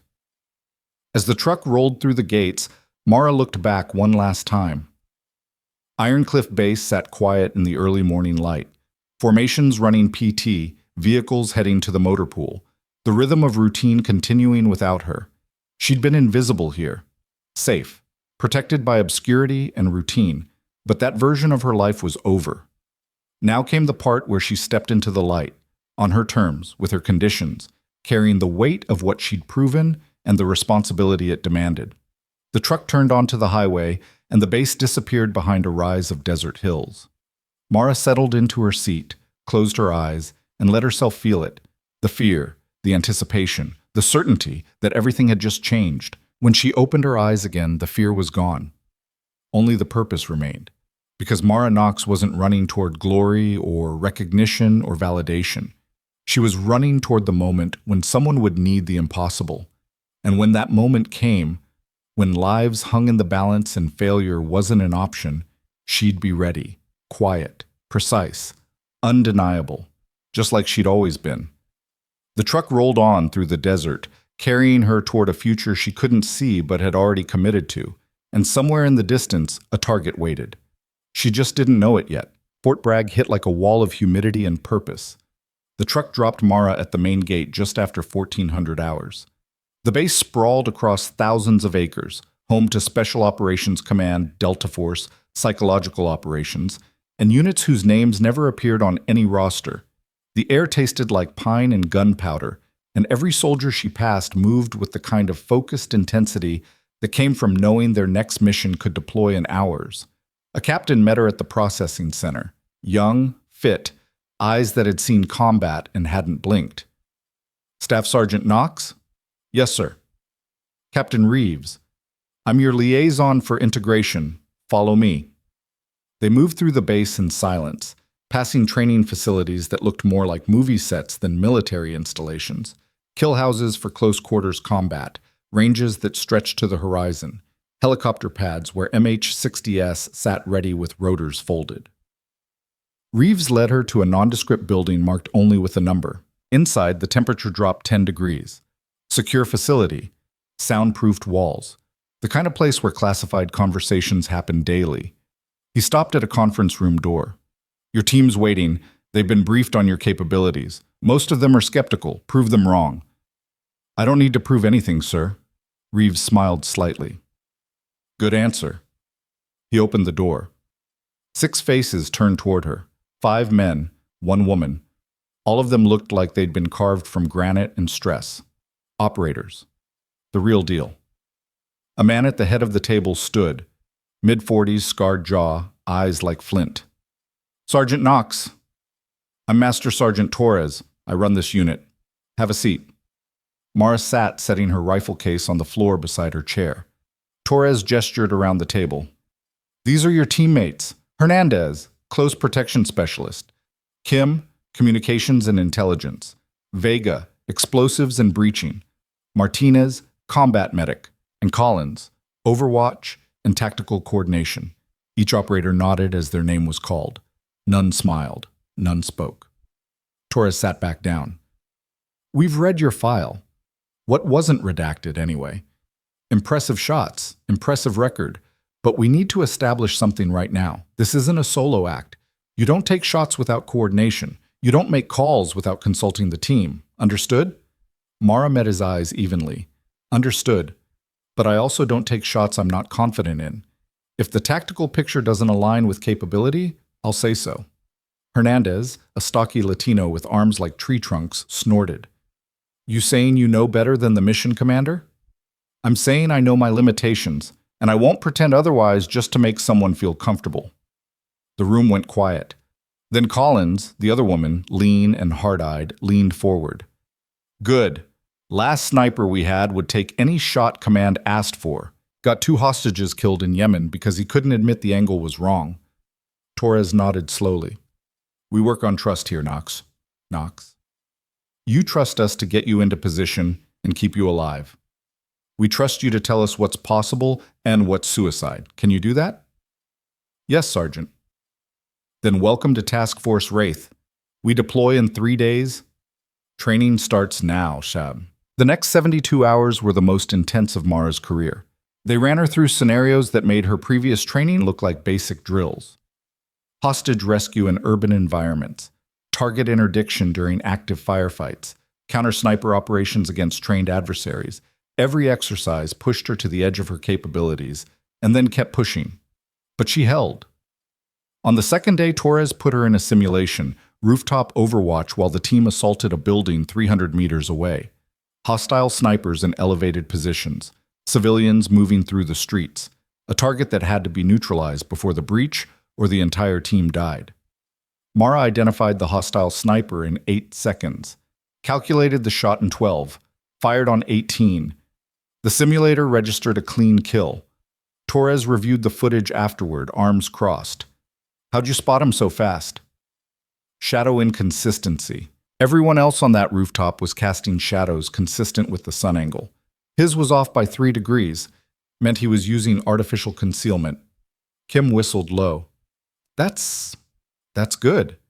That's scary, Vega corrected. She just outthought a computer simulation. Mara didn't respond. She was already mentally filing the lesson. Artificial concealment created micro-tells. Remember that. On the third day, they gave her the real test. Live fire exercise. Actual targets. Decommissioned vehicles placed at ranges from 800 to 2,400 meters. Variable wind. Time pressure. The team moving through a simulated combat zone while Mara provided overwatch from a ridgeline. She took 11 shots in 30 minutes. 10 hits. 1 miss when a wind gust shifted mid-flight. When it was over, Torres climbed up to her position, breathing hard from the elevation. That miss, he said. What happened? Wind shear, thermal layer shifted. I didn't compensate fast enough. What would you do different? Wait 3 more seconds. Let the gust pass. Take the shot in the calm window. Torres nodded. And if 3 seconds meant the team died? Mara met his eyes. Then I'd take the shot and accept the odds. But I'd rather wait and guarantee the hit. Torres studied her for a long moment. Then he extended his hand. You'll do, Knox. You'll do just fine. She shook it, feeling the calluses, the strength, the approval. For the first time since arriving, she felt like she belonged. Quote, the deployment came faster than expected. 18 hours after the final training exercise, the team was wheels up on a C-17 headed east. Classified destination, classified mission. The only thing Mara knew for certain was that lives were at stake and her rifle was needed. The briefing happened in flight. Torres stood at the front of the cargo bay, tablet in hand, expression grim. Intelligence has located a high-value target, Ahmad Kassir, logistics coordinator for a network responsible for attacks across 3 countries. He's hiding in a compound in the Wakhan corridor, mountainous, remote, no air support due to political sensitivities. Ground assault isn't an option. The approach is mined and the compound is fortified. He pulled up satellite imagery. Kassir moves between buildings on a predictable schedule. 0600 local time, he crosses from the main house to a secondary structure approximately 40 meters away. It's a 15-second window. That's our shot. Mara studied the image. Range. 3,100 meters. Elevation difference of 400 meters. Wind variable up to 20 knots. Hernandez shook his head. That's insane. That's why Knox is here, Torres said flatly. He looked at Mara. Can you make it? Mara examined the terrain, the angles, the probable wind patterns in mountain valleys at dawn. It was ugly, complex, the kind of shot that required everything to align perfectly. I can make it, she said, but I'll need time to set up, at least 6 hours before the window. You'll have 8. We insert tonight, move to the firing position under darkness, and wait for dawn. The team exchanged glances. No one objected. Torres continued, rules of engagement, positive ID on Kassir, no collateral damage, 1 shot. If you miss, he goes to ground and we lose him for months, maybe years. The weight of that settled over the cargo bay like a physical presence. Mara nodded once. Understood. They inserted at midnight, fast roping from a Black Hawk into terrain so rugged it looked like the surface of another planet. Jagged peaks, boulder fields, air so thin each breath felt incomplete. The team moved in tactical silence, hand signals, night vision, every step calculated. Mara carried her rifle case in a pack loaded with environmental sensors, ballistic computers, and enough ammunition for a dozen shots she hoped she wouldn't need to take. The climb took 4 hours. By the time they reached the firing position, a rocky outcropping overlooking the valley where Kassir's compound sat like a fortress, Mara's legs burned and her lungs ached, but her hands were steady. Colin set up the security perimeter while Mara began her preparation. She assembled her rifle with methodical precision, then deployed her instruments. Anemometer to measure wind speed and direction, Kestrel to track temperature, humidity, and barometric pressure. Laser rangefinder to confirm distance, 3,127 meters. Elevation difference, 412 meters. Wind, 14 knots, gusting to 18, direction shifting between northwest and west-northwest. Mara ran the calculations in her head, then input them into her ballistic computer for verification. The bullet would drop nearly 90 feet over that distance. Wind drift would push it left, then right as it descended through different thermal layers. The shot would take almost 7 seconds, an eternity in precision shooting. Torres crouched beside her. "How's it looking?" "Difficult. The valley creates thermal turbulence. Wind isn't consistent across the flight path." "Can you make it?" Mara was quiet for 3 seconds. Then she nodded. "Yes, but I'll need to wait for the wind to stabilize. If I shoot into active gusts, the margin of error increases to unacceptable levels." "How long?" "However long it takes." Torres accepted that. "We've got your back. Take your time." He moved away, leaving Mara alone with her rifle and the darkness. She settled into position, prone. Rifle supported by a bipod and rear bag. Cheek weld perfect, eye relief optimal. Body aligned with the weapon so recoil would transfer cleanly through her frame. Then she waited. The sky lightened gradually, black giving way to deep purple, then indigo, then the pale blue of pre-dawn. Stars faded. The valley below emerged from darkness like a photograph developing in slow motion. At 05:45, lights appeared in the compound. Movement. Figures crossing between buildings, preparing for the day. At 05:55, a door opened in the main house. Mara's pulse didn't change. She'd been controlling her breathing for the past hour, staying in the rhythm that kept her heart rate low and steady. Through her scope, she watched a man step outside. Tall, bearded, moving with the confidence of someone who believed himself untouchable. Kim's voice came through the radio, barely a whisper. "Facial recognition confirms. That's Kassir." Mara tracked him through her scope. He paused, said something to a guard, then began walking toward the secondary building. The 15-second window had begun. Mara's finger settled on the trigger, not pulling, just resting, waiting. The wind in the valley had been gusting erratically for the past 30 minutes, but now, in this moment, it calmed. The flags on the compound walls hung still. The dust settled. Mara exhaled halfway, holding the rest. The world narrowed to the view through her scope, to Kassir's profile, to the calculation she'd run 100 times in her head. Lead him by half a body length, account for the elevation drop, trust the wind will hold for 7 seconds. She pulled the trigger. The rifle roared. Recoil slammed into her shoulder. The muzzle blast echoed across the valley like distant thunder. 7 seconds. Through the scope, Mara watched. The bullet traced an invisible arc through the air, dropping, drifting, seeking its target with mathematical precision. Kassir took another step toward the building, then his head snapped back, his body crumpled. Kim's voice crackled through the radio. "Impact confirmed. Target down. Repeat, target down."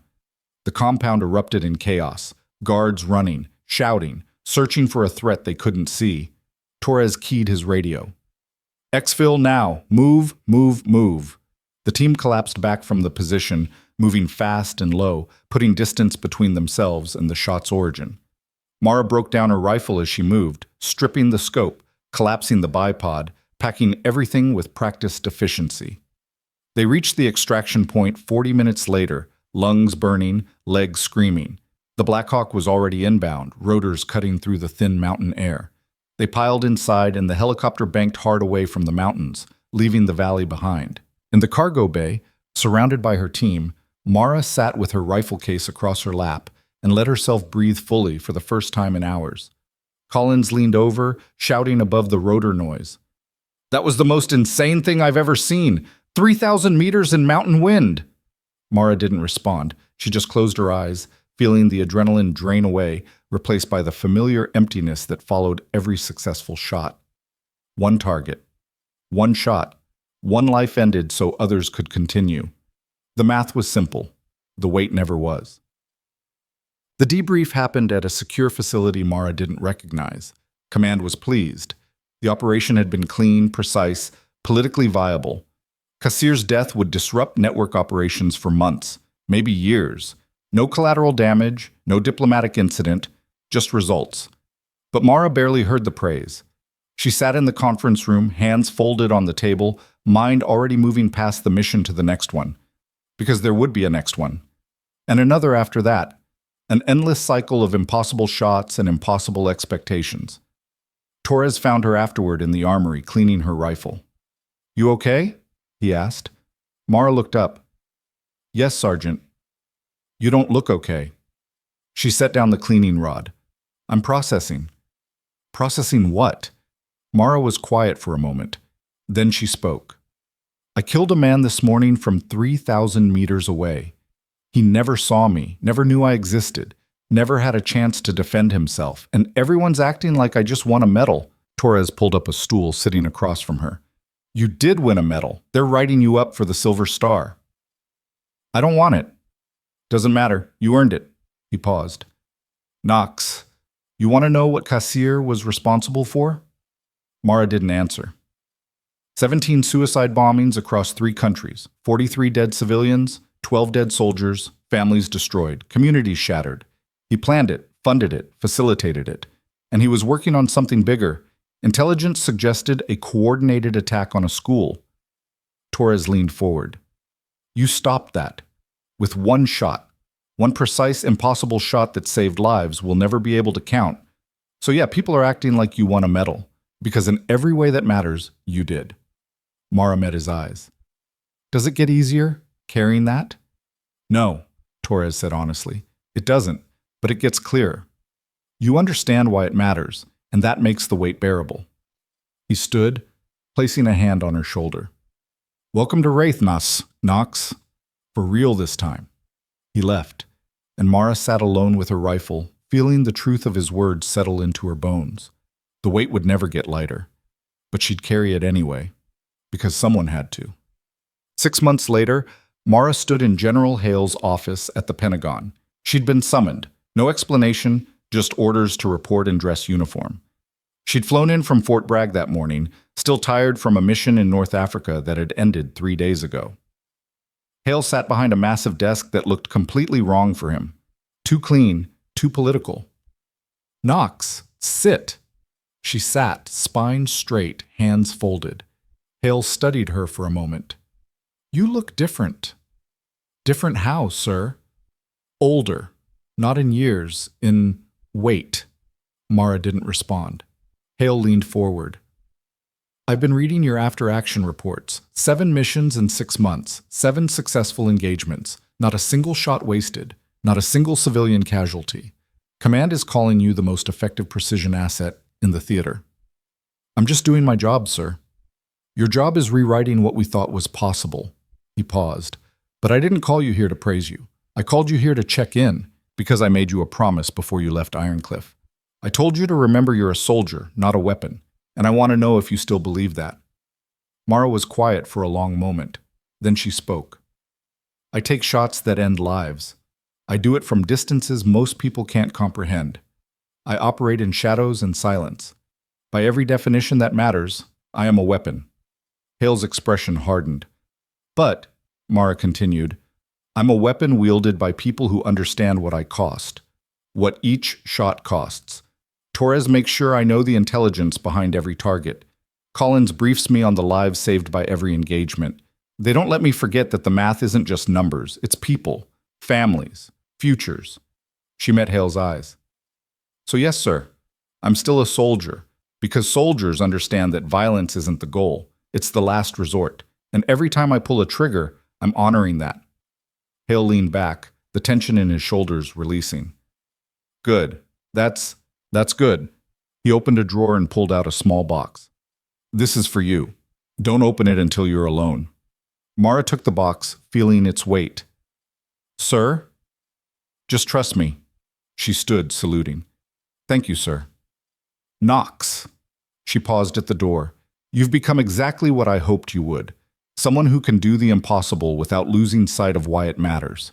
Don't let anyone take that from you. I won't, sir. She left. Chad. Mara opened the box that night in her quarters at Fort Bragg. Inside was a photograph.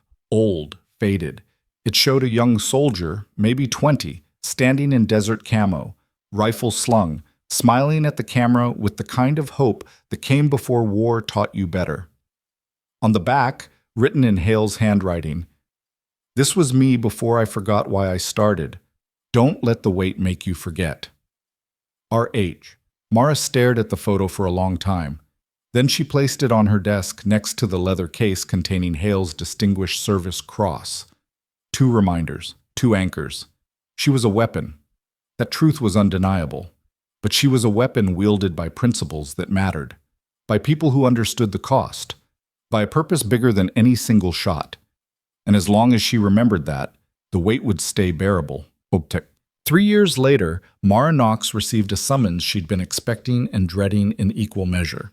The Secretary of Defense wanted to meet her, personally. She arrived at his office in dress uniform, medals she'd tried to refuse now pinned to her chest.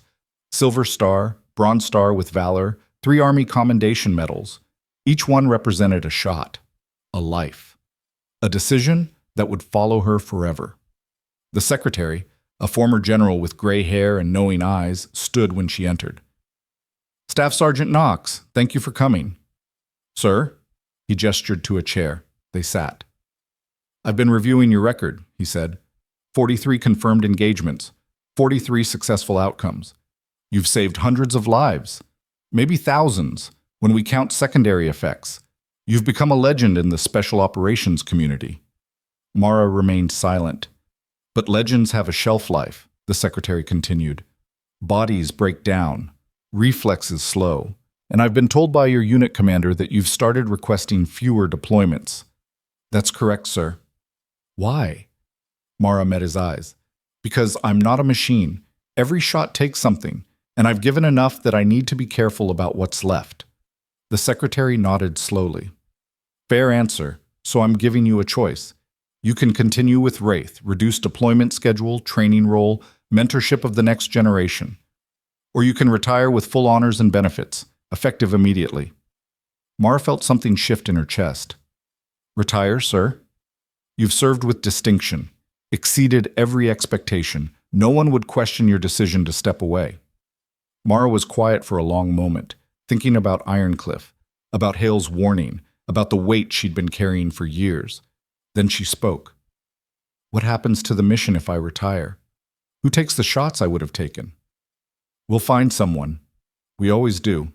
But will they make them? The secretary's expression softened. Honestly, probably not all of them. You're a rare combination of skill, discipline, and judgment. That's not easy to replace. Mara nodded slowly. Then I'll stay. Reduce schedule, training role. But when the impossible call comes, when lives are on the line and no one else can make the shot, you call me, and I'll answer. The secretary smiled. I was hoping you'd say that. He stood, extending his hand. Thank you, Sergeant Knox, for your service, for your sacrifice, and for being exactly what this country needed when it needed it most. Mara shook his hand, feeling the weight of those words, the recognition she'd never wanted, but had finally learned to accept. She left the Pentagon that afternoon and flew back to Fort Bragg, back to the team that had become her family, back to the rifle that had become her voice. And for the first time in years, she felt something close to peace. 5 years after that meeting, Staff Sergeant Mara Knox stood on the training range at Fort Bragg, watching a young soldier, barely 20, line up a shot at 1,000 meters. The kid was shaking, nervous, trying too hard. Mara walked over, kneeling beside him. What's wrong? I can't make this shot, Sergeant. The wind's too variable. The angle's wrong. Then don't take it. The kid looked up, confused. What? If the shot's not there, don't force it. Wait for the moment. Trust the process. And if the moment never comes, accept that and move to plan B. But the instructors said, the instructors aren't the ones pulling the trigger, you are. And you're the only one who can decide if you're ready. Mara paused. So are you? The kid looked back at the target, breathing deeply. Then he settled into position, waited for the wind to calm, and fired. The target pinged. Center mass. The kid's face lit up. Mara stood, patting his shoulder. Good. Now do it again. And again, until it stops being luck and starts being skill. She walked away, leaving the kid to his practice, feeling the satisfaction that came not from taking the shot herself, but from teaching someone else how. That night, she sat in her quarters, cleaning her rifle one last time before locking it away. She didn't deploy much anymore. Maybe once or twice a year when the call came and no one else could answer it. But she was ready, always ready. Because some things you didn't retire from, some purposes you carried until they carried you out. And Mara Knox had made peace with that. The final call came on a Tuesday. Mara was in the middle of teaching an advanced ballistics class when Torres appeared in the doorway, expression grim. She knew immediately. She dismissed the class, grabbed her gear, and met Torres in the briefing room. What's the situation? Torres pulled up satellite imagery. American journalist kidnapped by militants in the Sahel. They're moving her to an execution site. We have a 12-hour window before they broadcast her death online. Rescue team? Can't get there in time, but we have eyes on the convoy. 1 vehicle, 6 hostiles, 1 hostage. They're traveling through open desert, flat terrain, minimal cover. Mara studied the image. Range? 4,200 meters, maybe more depending on where they stop. The room went silent. 4,200 meters, further than she'd ever shot operationally, further than anyone had ever shot. Torres looked at her. Can you make it? Mara thought about the young soldier she'd trained that morning, thought about Hale's photograph on her desk, thought about every shot she'd ever taken and every life she'd saved. Then she nodded. Get me there. I'll make it. They inserted by helicopter at dawn, landing on a ridge overlooking the vast expanse of desert where the convoy would pass. Mara set up her position with the precision of someone who'd done this 100 times, deploying sensors, calculating variables, preparing for a shot that defied everything she knew about physics and probability. Collins worked the spotting scope beside her. Wind's brutal, gusting up to 25 knots, temperature climbing. Mirage is going to make target identification nearly impossible. I know. Mara, this is beyond anything we've ever attempted. Mara didn't look away from her scope. I know that too. The convoy appeared 2 hours later, a single technical truck crawling across the desert, kicking up a plume of dust visible for miles. Through her scope, Mara could barely make out the figures inside. 6 men, 1 woman with her hands bound. Range, 4,287 meters. She ran the calculations. The bullet would drop over 100 feet. Flight time would exceed 8 seconds. Wind would push it in 3 different directions as it descended through thermal layers.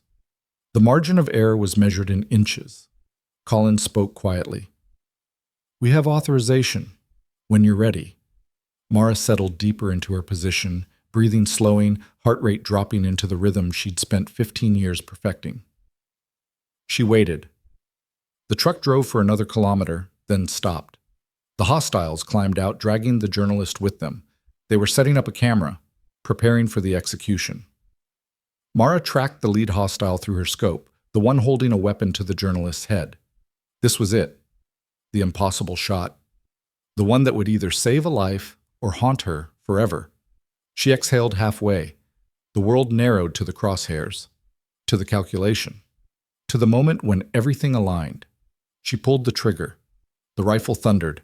8 seconds of silence. Then, impact! Collins shouted. Target down! Hostile down! Through the scope, Mara watched the lead militant collapse. The others scattered, confused, searching for a threat they couldn't comprehend. The journalist ran. Within minutes, the rescue team, positioned closer but unable to engage without Mara's shot, swept in and extracted her. Mission success. Mara lowered her rifle, hand steady, breathing controlled. Collins looked at her with something like awe. That was, I don't even have words. Mara didn't respond. She just began breaking down her rifle, packing her gear, preparing for exfil, because the shot was done. The impossible had become possible one more time, and that was enough. 6 months later, Mara Knox officially retired from active duty. No ceremony, no speeches, just a quiet transition from the uniform she'd worn for 16 years to civilian life that felt both foreign and strangely peaceful.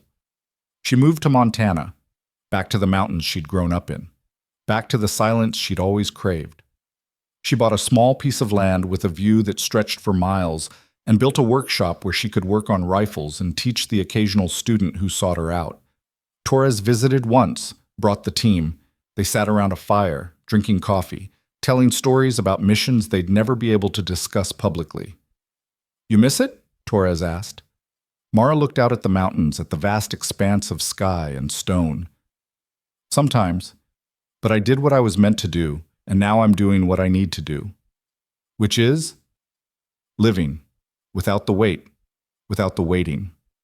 Torres nodded, understanding. They stayed until dawn, then left her in peace. And Mara stood on her porch, watching the sunrise over the mountains, feeling something she hadn't felt in years. Complete. She'd been a weapon, a soldier, a symbol, a legend whispered about in secure facilities and redacted files. But more than any of that, she'd been someone who understood that greatness wasn't about being seen. It was about being ready when no one else could be. It was about making the impossible possible when lives hung in the balance. It was about carrying the weight so others didn't have to. And now, finally, she could set it down. Not because she was broken, not because she'd failed, but because she'd given everything she had, exactly when it mattered most. And that was enough. Months. Years later, a young soldier arrived at Mara's door. He'd been sent by Torres with a message. The impossible was needed again.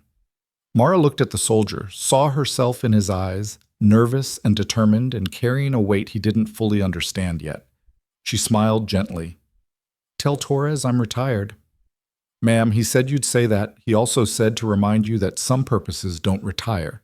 They just wait for the moment that matters." Mara was quiet for a long moment, feeling the old rhythm stirring in her chest.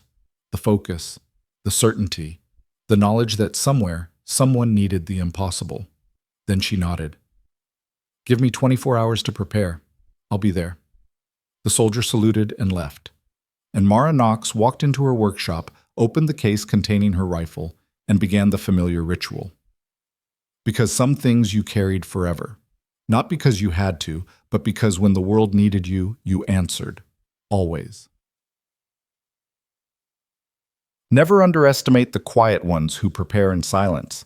When the impossible becomes necessary, they're the ones who step forward and deliver what everyone else thought couldn't be done.